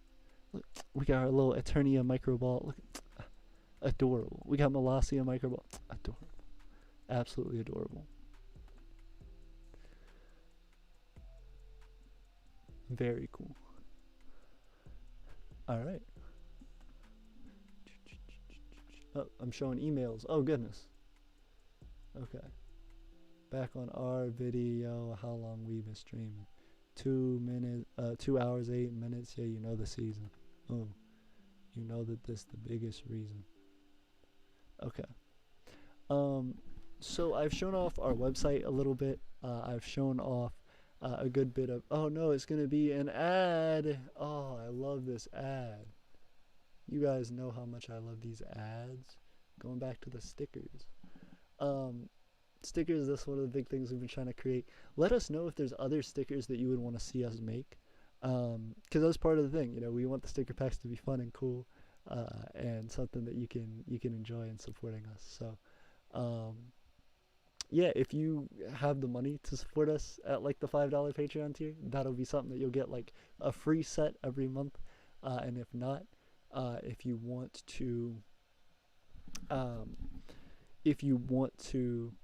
do something else, whether you want to buy them just straight out on our Imperial Market, that'll be cool too. Just let us know, keep us updated. I want to see what everybody kind of wants and thinks with this idea.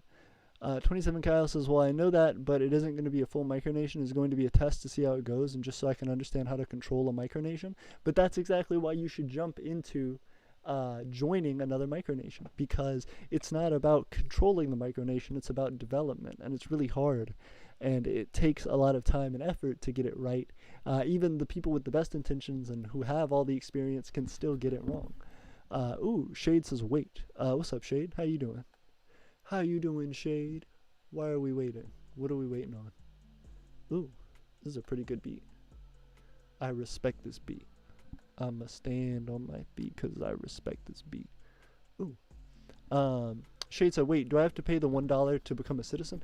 No. If you read did you read fully the citizenship application? If you read the citizenship application fully, it says, in important things to know before you apply, a number of things. One, there's 2 ways to attain Eternian citizenship.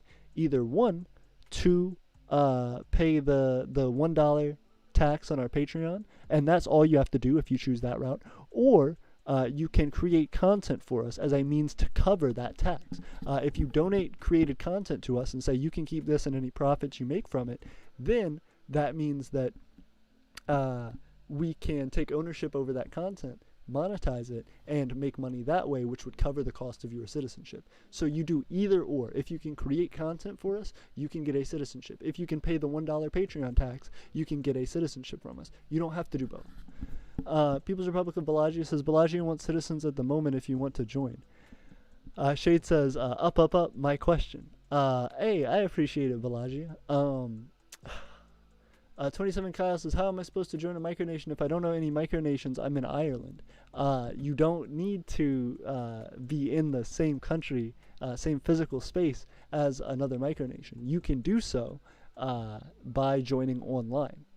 For example, we're online. You know, there are plenty of micronations that are online and that allow you to participate and be a citizen without ever being physically in the micronation.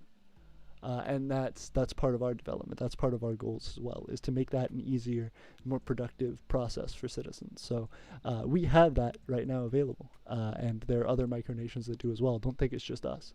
There are plenty of micronations out there who have citizenships that you do not have to be physically in the area of to be a part of. Shade says, oh, I read fully. I was just confused when I got to the Patreon. No, you're all good. I appreciate it. Thank you.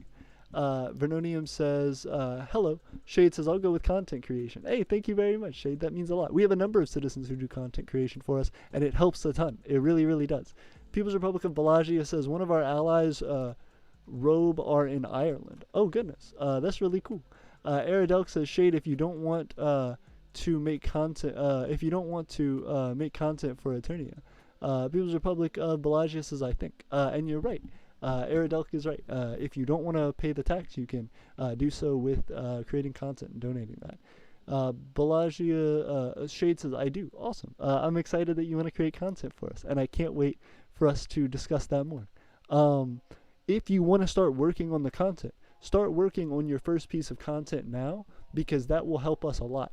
If you have content to send us, like if you say, hey, I know you were looking at my citizenship application already. Here's like the content that I wanted to create. I'm going to review your citizenship application, watch the content, then I'll upload that and I'll hit you back and say, hey, this is how it's doing. You've been approved or denied. Like it just moves forward the process really, really quickly. And if you are interested in doing that, I highly recommend it because that'll get your citizenship on a move on quick. Because a lot of time, that's what we do, is we get your citizenship application, we review it, then we explain, hey, thanks for applying, if you want citizenship, it's either the Patreon or creating content for us. If you want to create content for us, what kind of content are you looking to create? When would you be able to create that? Stuff like that. But if you already have it ready to go, you've stepped over that whole process. We can just take it and review it and upload it, and then we can confirm or deny your citizenship from there. Like it just moves things by so much quicker. United Provinces of the Boneyard says we have changed into a new country. Congratulations, Boneyard. Who were you previously? Boneyard says I'm not the leader anymore. My friend is. I'm just the chancellor now. Oh, interesting. And how did that work? Did you step down? Did you get ousted? Like what? How dramatic was this parting of ways? Also, you're the chancellor now, so you must still support it. Did you just like decide to switch positions with your friend? If so, how's your friend doing? Do you enjoy it? And what is were you originally the United Provinces of Matlin? Was that the original Micronation name? I think I remember you guys. It's good to have you as a part of the stream. Y'all are actively helping out a ton by being here. Because we're getting that watch time all the way up to the roof. Let me see something real quick. Okay, so I want to go to our YouTube. And I want to go to our Streamlabs. Not Streamlabs. I want to go to our dashboard. Ooh, we got 1435 subscribers. Thank you guys so much. Y'all are killing this subscriber game. Wow. We got 26. Nice. In the last 28 days. Okay, so let's see. Let's go to our monetization. Let's check out the nation. 30 to 79. Ooh. Very persuasion. We are almost to 4,000 watch time hours right now, guys. We're almost to 3,100, which means 900 more watch time hours. That sounds like a lot, but guys, if if we did less than 3 hours a day, you know what I mean? If we had less than 3 watch time hours a day, more than our original, like what our standard watch time is, we would hit that, easily at the end of the year, a year from now. So, by doing some of these streams where we're getting 10, 12, 15 watch time hours, that's taking that time and making, a bigger and bigger wave for us for a longer period of time. So we're growing, and then by the next week when we do another one of these streams, if we get like 30 watch time hours from that, we're just stacking them, and we're slowly ticking our way toward that. You know what I mean? If we could get 30 watch time hours on every single stream, it would only take us 30 streams to get the dream.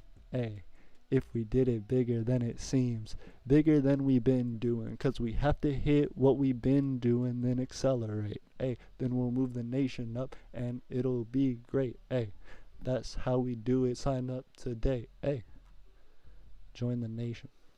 It's Eternia. That's the persuasion. Provinces of Boneyard says Vernonium was abandoned until my friend. Oh, it's Vernonium. My apologies. Until my friend wanted to build a town where we used to be, so we decided to revive the project under a new name. Hey, that's very cool. Congratulations. Boneyard says the name Boneyard preceded me even knowing about the area, so we decided to name it the United Provinces of Boneyard. That's cool. How do you like it? And also, is your friend enjoying it? Are they having fun? Do they feel excited about it? Eridelk says cool. Agreed. I'm super happy about it. They're creating the cool kingdom of Boneyard, the United Provinces of Boneyard, excuse me. And we are nearly at that 4,000. We have all the check marks other than that 4,000. We just need that little 4 right there, and then we would be done. Oh goodness, we are slowly ticking up, and thank you guys for helping with that. 27 Kyle says, is there a Micronation I can join in chat? Yeah, hit him up in chat, guys. I'm sure there's a ton. Shade says if this monetization thing works, you would get paid with YouTube, meaning you wouldn't have to rely so heavily on donations like you normally would when you didn't get paid. Exactly. That's exactly what we're talking about, Shade. That's the point. As we hit monetization, it means that, people just watching us, just participating by viewing and showing interest in us, even if you can't use your money to support us, that has the same effect. Just watching a lot of our stuff, giving us a good number of watch time hours, and watching those ads that we will have on our videos will do a ton. Eventually, that may lead to sponsor deals, which is even bigger and more important for us. As we move up and as we get a larger and larger audience, that means more and more money for us, and that means we're able to do more and more things, which means more and more money, and back and forth as we grow our nation. And hopefully you'll be able to see fresh faces in the nation. You'll be able to hear more about the different people that are in our nation and what they're doing, and that's why we put out those citizenship videos. That's why we have people talk about who they are to our nation. That's super important, and that's a part of the history of Eternia that we develop. So people who are here, people who have left Eternia, they all make a mark on the history and culture of Eternia. And as we move forward, it's cool to see more and more of that. So we're going to keep going with it, and we're going to keep going with it as we hit that 4K watch time, only to take that money and make this bigger and better. One of the things I'm not sure if you guys know about the Empire of Aeternia, actually, I don't take any of the money that we make for profit. So I'll even give you an example. I take a loss on personally on what we develop, because here's our land purchase funding. We're at $855.40 out of 10K. That's a lot divided up for days. But real quick, here's some of your business. I don't call that profit.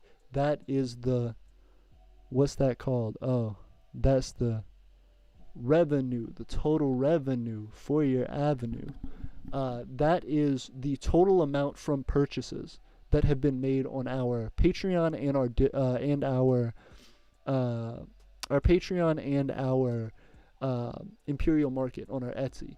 So that is not including the taxes that we have to pay. That is not including the cost of materials. That is just, if it costs you $5.25 with tax to purchase something on the Imperial Market, that $5.25 is in there. If you have a $10 Patreon subscription, that $10 Patreon subscription every month is in there, slowly adding to that. So that means anything that is a cost of the Empire of Aeternia, I take onto my shoulders so that it doesn't hurt this land purchase funding, so that your funding and your efforts to help us grow are put to the forefront, and that people can really see how much support the community has, and to really push that in the forefront. So I take care of myself personally by working, by going to school, and so I can take care of our personal needs and develop that. But what the Empire of Aeternia has in its community and developing that, I put 100% into that number, that land purchase funding right there. So if you've ever wondered total how much has Eternia made, that is the amount. That is the dollar amount that we've ever made with the Empire of Aeternia, $855.40. And that is based on the numbers from our Patreon and our Imperial Market. That doesn't include, gifts we've gotten from different people and stuff like that, but those are very few and far between, and a lot of time that's the flag, we got Steven's flag and stuff.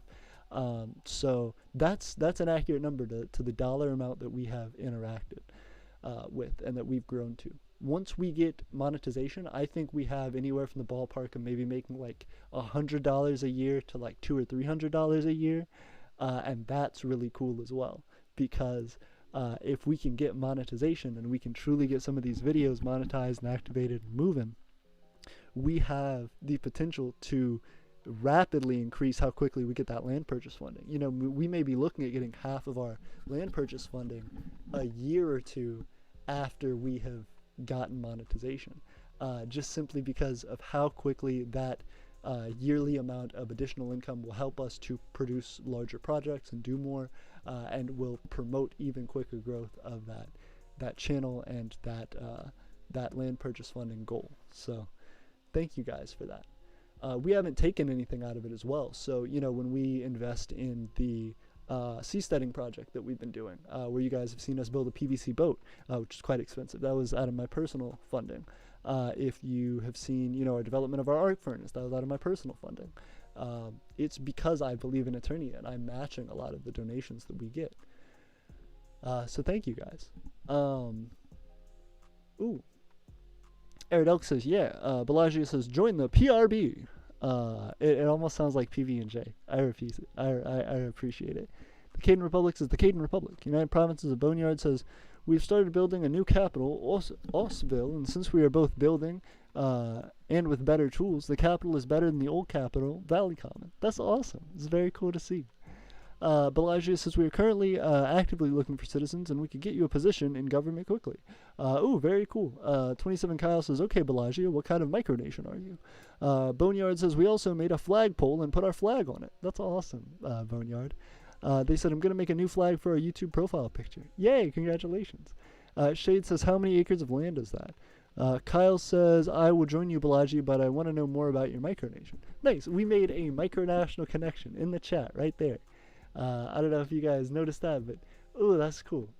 We had a micronational connection established and developed right here in the chat on the Empire of Aeternia channel. And that's the thing that's helpful about it, is I think our community benefits not only us, but other micronations and other citizens in the community excited about the concept of micronationalism. So whether you're here to watch a stream or an edited video or whatever, that funding that we get will help to grow and promote that community that we're building. So actively, every single time we get something like that, every time we get a new subscriber, every time we get a little bit more watch time, that's all toward that big push for monetization, that big push toward achieving all of those things that we want as a nation. So thank you guys for that. For real, it means a lot. Right now, let me jump into our... so right now in our watch time for the last 28 days, we've gotten 51.9 less watch time hours than usual, which will mean that if we get 51.9 hour watch time hours on our thing now, it'll boost us up and it'll give us a good amount of coverage for the next 28 days, pretty much. In the next 28 days, we need to make 51.9 more watch time hours. You know what I mean? And if we do that successfully and increase that, then that number will go up, and it'll say, hey, you've actually grown in the number of watch time hours you have, which will mean that you're actually growing in the amount of watch time hours put toward your monetization, which is one thing that's crazy. We have a ton of watch time hours from videos that do not count toward monetization. For example, we have a ton of watch time hours from some of our YouTube shorts that did really well, but YouTube shorts don't count toward monetization. So live streams, the edited videos that we do are all counting toward monetization. And if you guys want to help us going back and rewatching those things to learn more about us and to help us develop, are like big benefits. They mean a lot to us. Shade says, AP, how large is that land you will be buying? Eridelk says, I gotta go. See ya. See ya, Eridelk. Bellagio says, we are an anarchist communist micronation. Oh, crazy. Caden says, I can get you the VP spot. Oh, wow, they're fighting over the citizenship. Shade says, AP, how large is the land you'll be buying? That's a great question. I estimate the land that we'll be looking for. Again, it depends on what kind of deal we can get and, how big a land we can purchase at the time we're looking to purchase. But more than likely, we're going to be starting off with like an acre or two, which, anywhere from, an acre to 2 acres, which isn't very much at all, but it is the basis for us to have something that is completely ours, that we can put our things on, that we can develop buildings on, and that we can ultimately house a citizen or two on. We want to make this dream capable for people, and we want it to build us a better, more stable foundation. So we're looking to get that land as quickly as possible because it defines a whole new element and chapter in our nation. If we wait to purchase land until we can purchase, 80 or 100 acres, sure, once we purchase that, we will have a lot of room to grow and develop, but we won't have necessarily the infrastructure to support, the 100, 200 people that could live there. So instead of doing that, we want to go ahead and start with a couple people and a couple acres and get that started, make sure those people are happy and healthy and taken care of and doing well and able to grow Eternia. And then with that amount of support and effort consistently going to Eternia, we should be able to turn around and purchase a bigger piece of land very quickly. Hopefully we can even purchase land that is around other land for sale so that we can literally grow and just connect our property. Sometimes people will sell off slivers or chunks of their property and will then promise larger purchase ability of the land that they have. So that's ultimately what we'll be looking to do if we can, and to continue to grow that way. Boneyard says we were anarcho-communist for like a week before we set up a dictatorship. Kyle says, okay, I'm joining you. You have a new person in your country. Did someone say VP? I'm looking for the best deal. Oh, goodness. So now you're bargaining on your citizenship. That's an interesting thing about micronationalism, too. People were talking about, Christopher asked us, why do micronations call themselves micronations and not just nations? And that's part of the reason. There is a difference between what it means to be a citizen of a micronation versus the citizen of a nation, just a state or a country. Because a lot of the time, the citizens that are born into a state or a country are the citizens of that state or country. They don't have much of a choice as to where they live, how they live, unless they have the economic means to leave and to change that fate.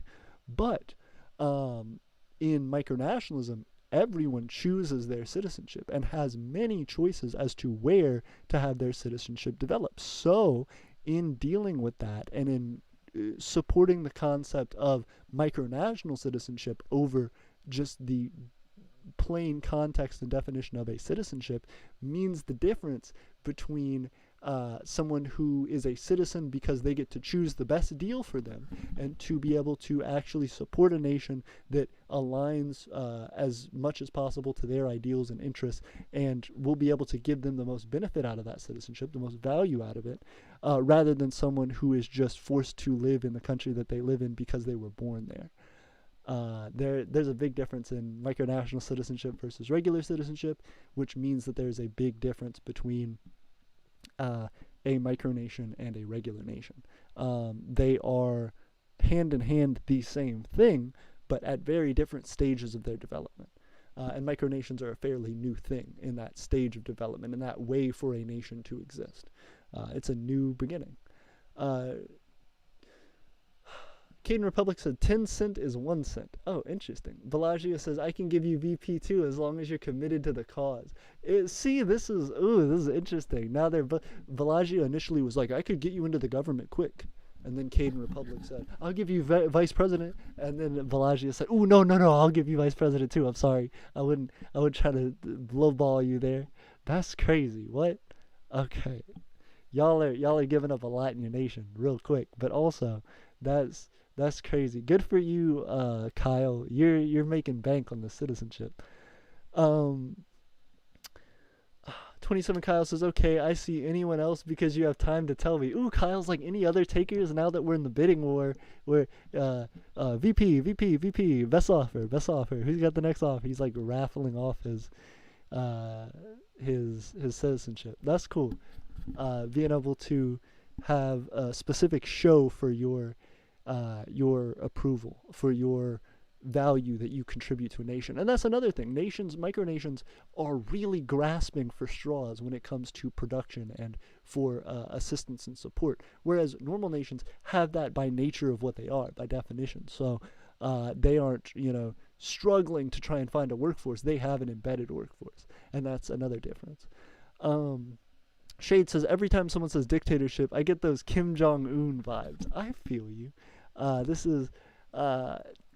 I feel like micronationalism is interesting for that because I feel like people do, like, that's the definition of a dictatorship. You're 100% right. I think people sometimes call dictatorships, as a more jokey way of describing it. I think most people are like monarchies, are like, even if you consider yourself a democratic nation, a lot of the time the presidential powers or the primary, elected officials' powers are so incredibly expanded because of the necessary requirements in order to keep stability in a micronation that they pretty much are monarchies. There are exceptions to that, and there are nations that are democracies, but I think monarchies just work a lot better for micronations. And micronations that really need to have a monarchy because of their size and strength, but instead choose to have a democracy, end up just suffering and struggling in the long run. Not that you can't do it, but that it's a harder route to go than just first being a monarchy.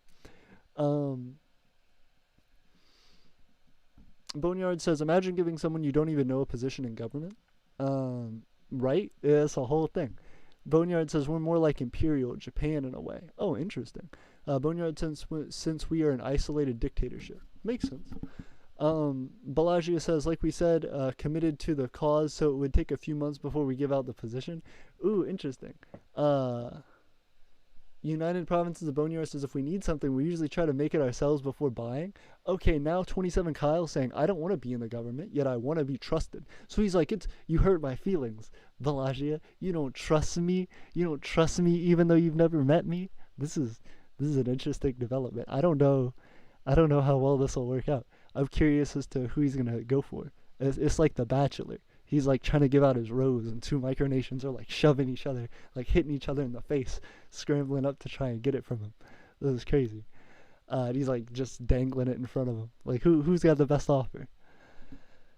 Caden Republic says, I can give you the VP spot and the President's Award of Freedom, the highest award able to be received by a civilian, and 1,000 cents, a million cents per month paycheck. Hold up.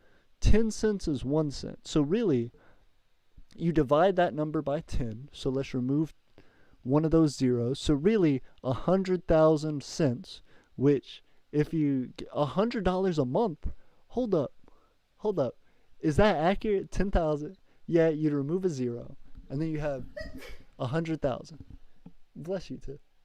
You'd have 100,000, and then if you removed 100, if you divided 100,000 by 100, you get 1,000. Hold up, would that be $1,000 a month for real? You giving out $1,000 a month? I feel like that's a fantasy nation. You for real getting $1,000 a month to somebody, Caden Republic? Like, can I cash that in? If I became a citizen of your nation, would you really give me like $1,000 a month? Because you're saying 10 cent, CEN, is worth 1 cent. So then if you remove a zero from a million cent per month, that's 100,000 cent. And then you divide that by 100, that's 1,000 cent per month. Not 1,000 cent, $1,000 US dollars per month, because you converted to cents and then you divided by 100 to make dollars. That's crazy. Also, Shades at 8 viewers. We're up to 10 viewers now. That's crazy. But also, if you're offering $1,000 a month for citizenship, I know some people who will be jumping at that. That's a tempting offer. That's crazy. Hit up Caden Republic for $10,000 a month, apparently. Provinces of Boneyard says, best I can do is freedom of speech. Fair enough. Bellagio says, you could help make us news shows. Oh, interesting. Tiff's whistling. Tiff's doing that whistle. But she's pretending like it's not her. But she's smiling and laughing. The Caden Republic says, and head of the International Court of Freedom. Bellagio said, please join us. Oh, goodness. Now it's a begging contest. This is interesting. So, Tiff's doing it. So, Caden Republic is just now doling out. You become the vice president. You get the Presidential Medal of Freedom. You get $1,000 a month as your paycheck. Incredible. Bellagio's like, please just help us out. We weren't trying to get into a bidding war like this. Goodness. Goodness. Caden Republic's Provinces of Boneyard said, that's my offer. Caden Republic said, I will make you head of the European, Asia, Africa leader spot. Oh, so they're like, we're trying to control the whole world, and you're going to be in charge. Not the whole world. They're saying, over all of our citizens in Europe, Asia, and Africa, you will be like the hierarchy person. Caden Republic said, and a national holiday. Wow, this person's getting a holiday just by becoming a citizen. They're like everything. You get everything. You're a hero. Become part of our nation.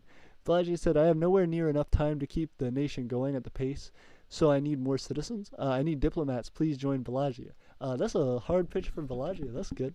I will say, if Balagia is taking too much time, you should become the citizen of another nation. It's hard to run a nation. It's important to help others. Caden Republic says, oh, and head of the International Court of Freedom. Oh, interesting. Just all the titles. Bellagio says, please join us. Boneyard says, I can give you a pat on the back and an old pair of socks. Nice. Shay said, geez. People's Republic of Bellagio says, we cannot pay citizens due to a lack of cash, so Bellagio can't beat that offer. 27 Kyle says, Bellagio, you have my attention. Like, don't short sell yourself. It's alright. Caden Republic says, it's CEN. Well, we don't have a way to trade it in for cash yet. No, that's how you define what your currency's value is. You define it. So what your currency is you defining the worth for something. So you're saying, hold on, let me reactivate my webcam. We gotta teach some economico. We gotta teach some economics. Who likes those economics? We're gonna be unplugging the camera, then replugging the camera for the economics. Let me plug it in. Let me turn it on. Oh goodness, there it is. Hey, there we go. We got 3 viewers. I appreciate you guys. The 3 that stuck around. First off, oh, Amazing Connor jumped in. What's up, Amazing Connor? It's good to see you. It's per call. How you doing, per call? Shade said, geez. So Caden Republic, when you declare a value like you did, you said 10 CEN are worth 1 cent. So for every 10 of your currency that you earn the equivalent of 1 US cent, right? So if that's the case, you're promising that if someone brings you 10 CEN of your currency, that you will give them 1 US cent. That is the exchange rate. That's what you're defining its value to be. So you have to have more than that. You have to have some reserve of US dollars to make sure that you can trade that in. If you can't, then it's not worth that to anybody because they can't get it.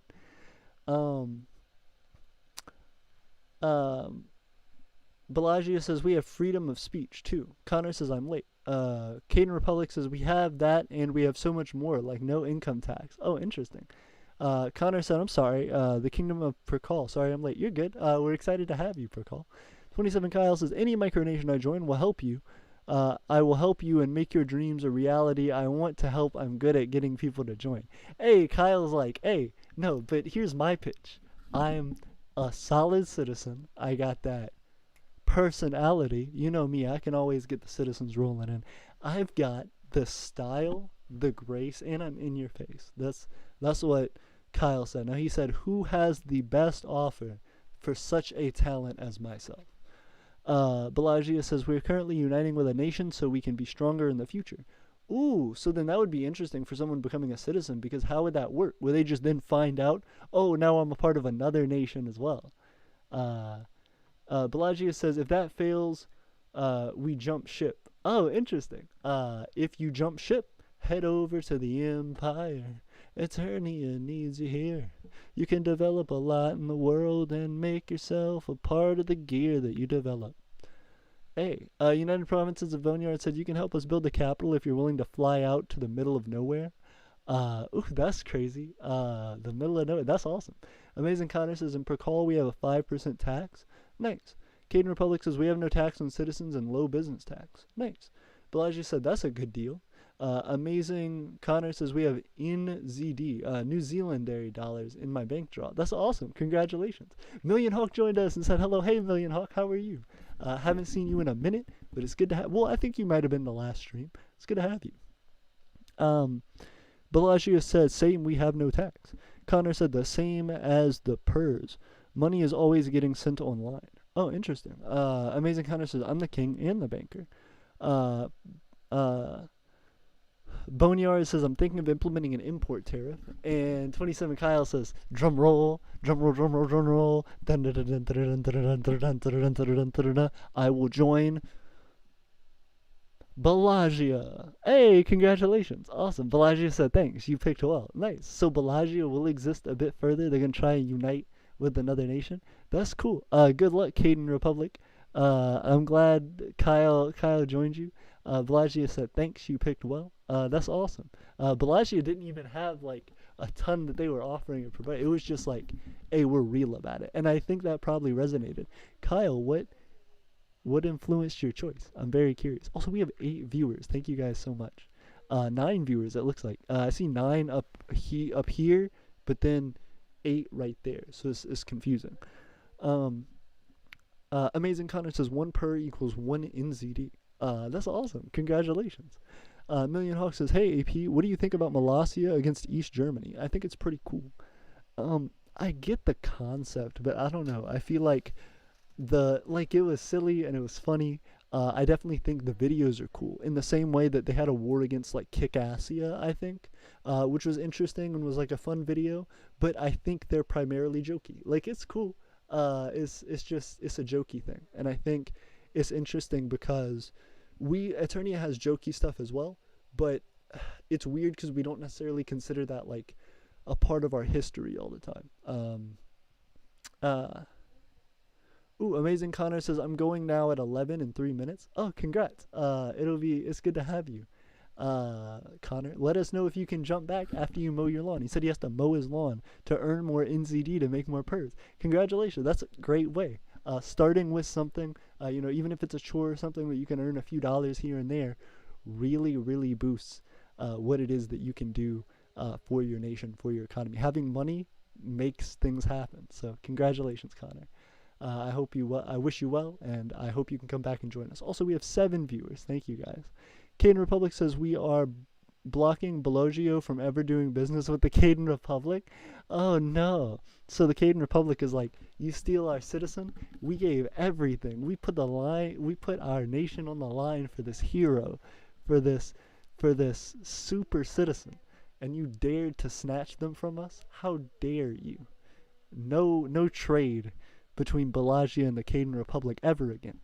What does that mean now for the Caden Republic? Does that mean anything to Bellagio? Did y'all have like any ties that are now severed? Are y'all sad about it? Let us know.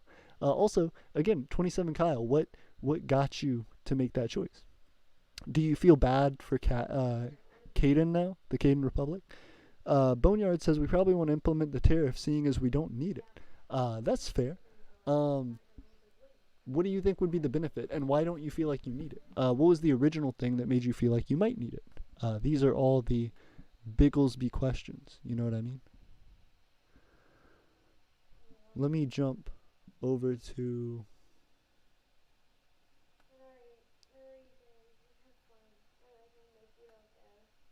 here. Ooh. Playing some beats. Get up on your feet. Oh no. There we go. Hey. Ooh, we got 7 viewers. Thank you. Bellagio says, sorry, Caden Republic. Million Hawk says, hey, AP, do you think the Taliban could be a good thing for Afghanistan? Personally, I do not, since they are on the brink of collapse and have, in my opinion, backwards laws.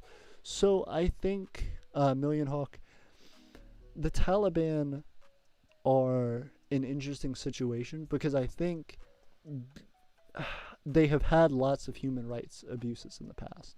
Now, there are people in Afghanistan who really, really, do not want the Taliban in power because they supported the U.S. And so I think regardless of your support or disdain for the Taliban itself, they are an unstable force in the region. They are something that is attempting to stabilize for themselves, but isn't necessarily making the nation more unified. I think it's going to bring a lot more war internally. I think it's going to bring a lot of chaos. I think it's going to bring up new splinter cells and different organizations that are going to pop up in response to the Taliban's rise to power. I think there are going to be a lot of like freedom fighter groups and stuff like that start off that, you know, will have motivations of freeing themselves, but will also be committing their own atrocities. So I think it's a struggle, and it's something that doesn't lead to a peaceful solution. It's rough. Hey, You're gonna go do something fun with your sister? Yeah. When? tonight. Tonight? What time? Starts at 7.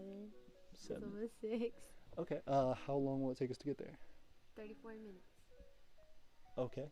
Can I get off in like 10? It's very southern. Are you ready to do something very southern? Are we going like square dancing? No. No. Why? A truck and tractor pull. It's just a show for trucks and tractors. Sure. Silly goose. We can bring your dad if he wants to come along. Yeah, I'm sure he would. Megan, Ashley, Alex, Chris, and Allison. Cool. I don't know if there's admission fees, but Yeah. we're good at that, so it'll be okay. Cool. We'll draw out some cash on the way there. Appreciate you. All right. So Yeah, look. No? What? I thought you were 2 hours like an hour ago. it only an it hour has and been more. 48 It's because the stream glitched and the number reset. It's been longer than that. Yeah, it's been over 2 hours. It's closer to 3. Oh yeah, no, for sure. United Provinces of Aeternia says, I thought that would bring in money, but it would just probably discourage business. It depends. It depends on how things are working out for you. 27 Kyle says, Caden Republic, I am now with Bellagio. Maybe I can help the two of you. Oh, nice. Kyle's putting in some solid work to mend these friendships. Million Hawk says, AP, do you think England will win the World Cup? I do. Ooh, I don't know. The last World Cup, wasn't Brazil really? Let me make sure that an ad isn't about to pop up. Okay, no, we're good. Brazil was going really hard, and then was it Germany or was it? I forget who won the last one. Maybe England will. Does England have like some solid people? I don't know who's good soccer players right now. I know Messi used to be really big. Was there like a? What's that? There's like a number of really good soccer stars. The last World Cup, or maybe the World Cup before that. But I don't know. I haven't kept up with soccer stars right now. Kyle says, so are you two going to be happy if I help you both? Ooh, Kyle's like, can we mend this friendship as a part of my agreement? Bellagio says, we have to support our host Micronation due to our location in the UK, and we want to cheer on our fellow island nations. Ooh, that's respectable. Very cool. Million Hawk says, it's coming home. Hey, nice. What's coming home? The World Cup? Y'all are getting it? Y'all are taking it? I respect it. Who's your favorite player for England? Hit me up. Do you have any prospects? Do you think like there's a ringer? There's somebody who's just gonna take the cake? Aerodelk says I'm back. Hey, it's good to see you, Aerodelk. Thank you. Caden Republic says USA. Bellagio says we sub to you 27, Kyle. Hey, very cool. Caden Republic says we will bring it home to the US. US. They're chanting it on. I respect it. The rivalry's big. The US women's team is really good. The U.S. women's team has won. The U.S. women's team kills it, I do have to say. The men's team, I don't know a ton about.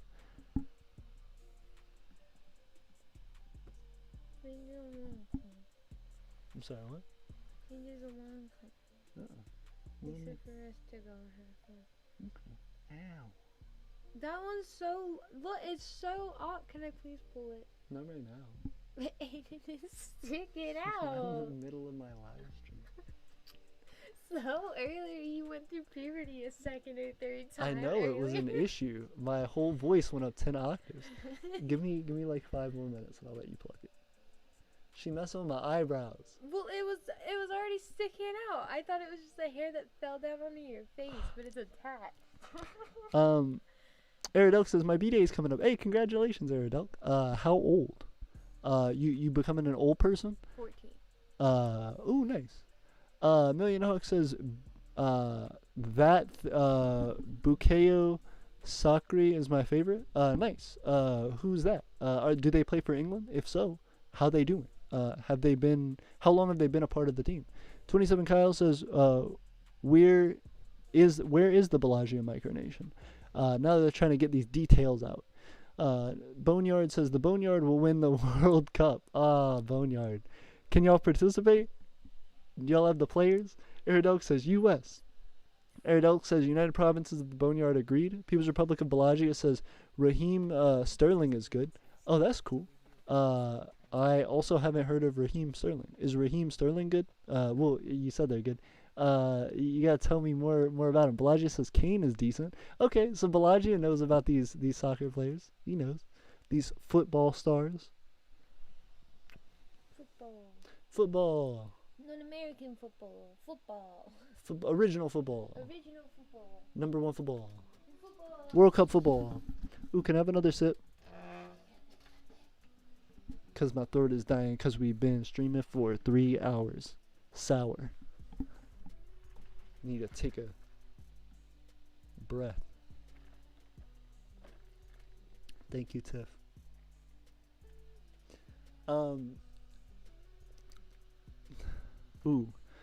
Caden says, one thing, if you show up in my country, I will call the police. That's fair. Caden said, Bellagio, if you show up here, you're not even allowed. You're going to jail, Bellagio. Bellagio, you even try and flex on us. Bellagio said, we're in southern England. Like, how are we going to get to you? Caden Republic says, we're in rural northern California. Swim, Bellagio, just to spite him. Swim all the way there. Get to him. Pull yourself out of the ocean. Buff as all heck because you swam across an entire, like, multiple continents. Then just, like, walk straight up and just get him. Aerodolk says, I'm where just stand like 1 foot on his lawn, like stick out your tongue, and then just run away really fast. Like, I got you, and then dip. Bellagio says, no clue. Just watched England in the Euro, so I have an idea. Oh, that's awesome. He's like, I have some like bets already placed. I know who's playing good. I know we're gonna take it. I'm excited. If you guys call for England when the World Cup happens, I'll check it out. Like, I'll see who's got this best. And I'll send a prize out. Maybe we'll do like a bet to see who's gonna win the World Cup, and whoever chooses right at the beginning, we may send a prize to. Boneyard says, I'm gonna make more small villages to enforce our claim, not only with the U.S. but with other countries in the area. Oh, that's cool. Tell us more about it when you develop it, Boneyard. Bellagio says, have. 27 Kyle says, are you still angry, Caden Republic? Oh, he's trying to make amends so bad. I appreciate it. Million Hawk says, Buyako Sakure. Sakure is an English football player who is very good and only 20 years old. He missed a penalty and got racist abuse, but many fans rallied behind him and supported him. That's awesome. It sucks that he was getting, some abuse. That's terrible. And it's great to see somebody, especially somebody so young, be able to take that in stride and to be able to really show their character and who they are, to defy that and to continue to be successful and continue to be a happy person.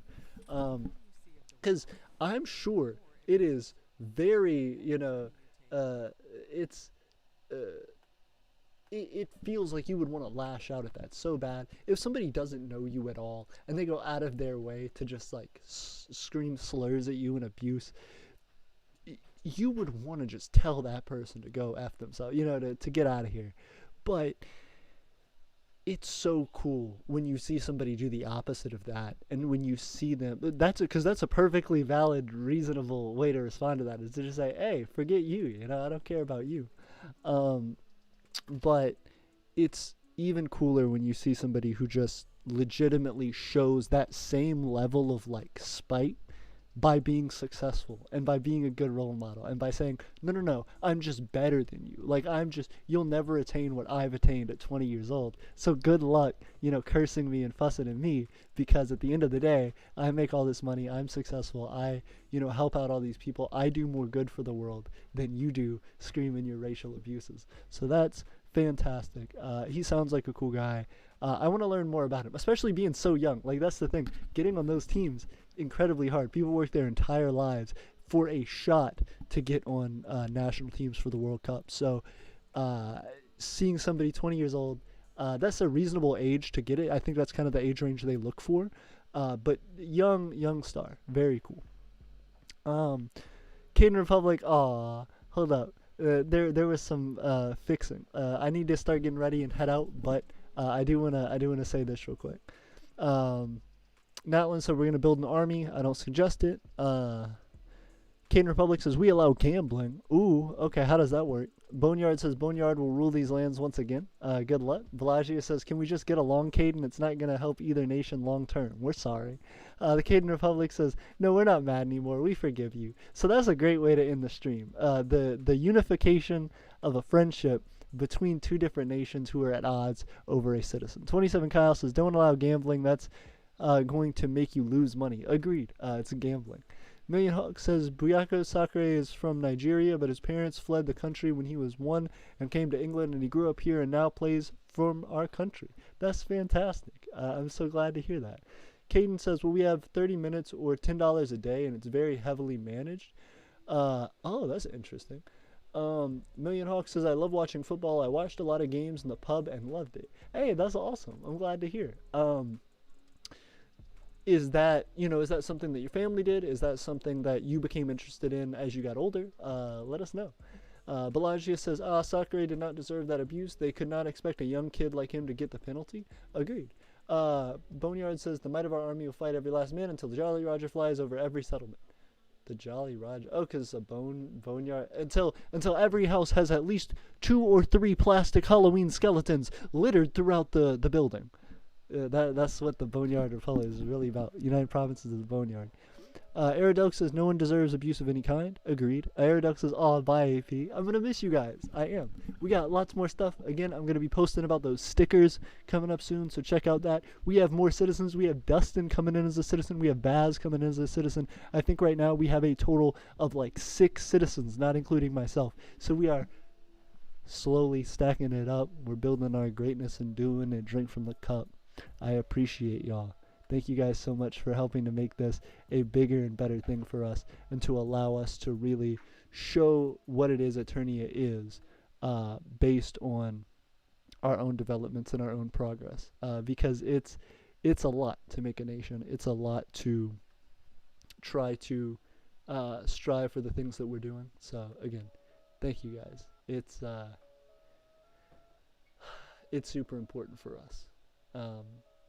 And at the end of the day, you guys are making that happen for us. So thank you. Ooh, going back. Sorry, I wanted to play this last beat before we leave. Oh gosh, and then I started immediately playing an ad. I'm all over the place. I'm sure many of you won't hear this ending because we're going to be jumping out of the stream in a second, but thank you guys so much. Bellagio said, good Caden Republic. I watch F1 football, F1 not football, so again, for all I know, Kane is a terrible player. Kyle says, I don't want war. I'm with both of you, and in a year I will make a micronation and help all micronations. Congratulations. Million Hawk says, AP, do you support the USA in football? Yeah, I do. I think once the USA because I'm from here, yeah, I do. At a certain point, I stopped caring though. Like if the US starts doing bad, I'll just pick another team. Like I'm not like freaking out if they start losing.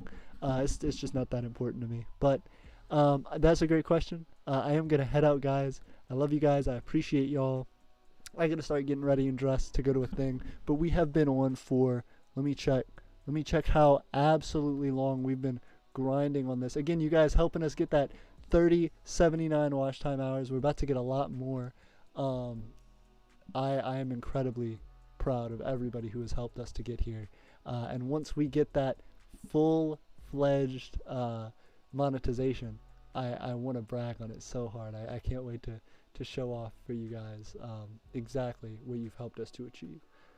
So let me check on how long we have been actually streaming. Where do I just view it at? I just want to view the video actually. No, I just want to view it on YouTube. What am I even doing? I'll just go to our channel. Hey.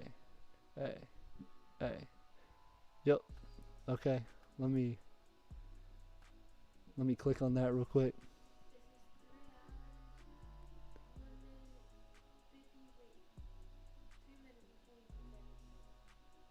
Wait, what'd you get? 3 hours, 2 minutes and 44 seconds. Yeah, that's what I was thinking about. So yeah, pretty cool.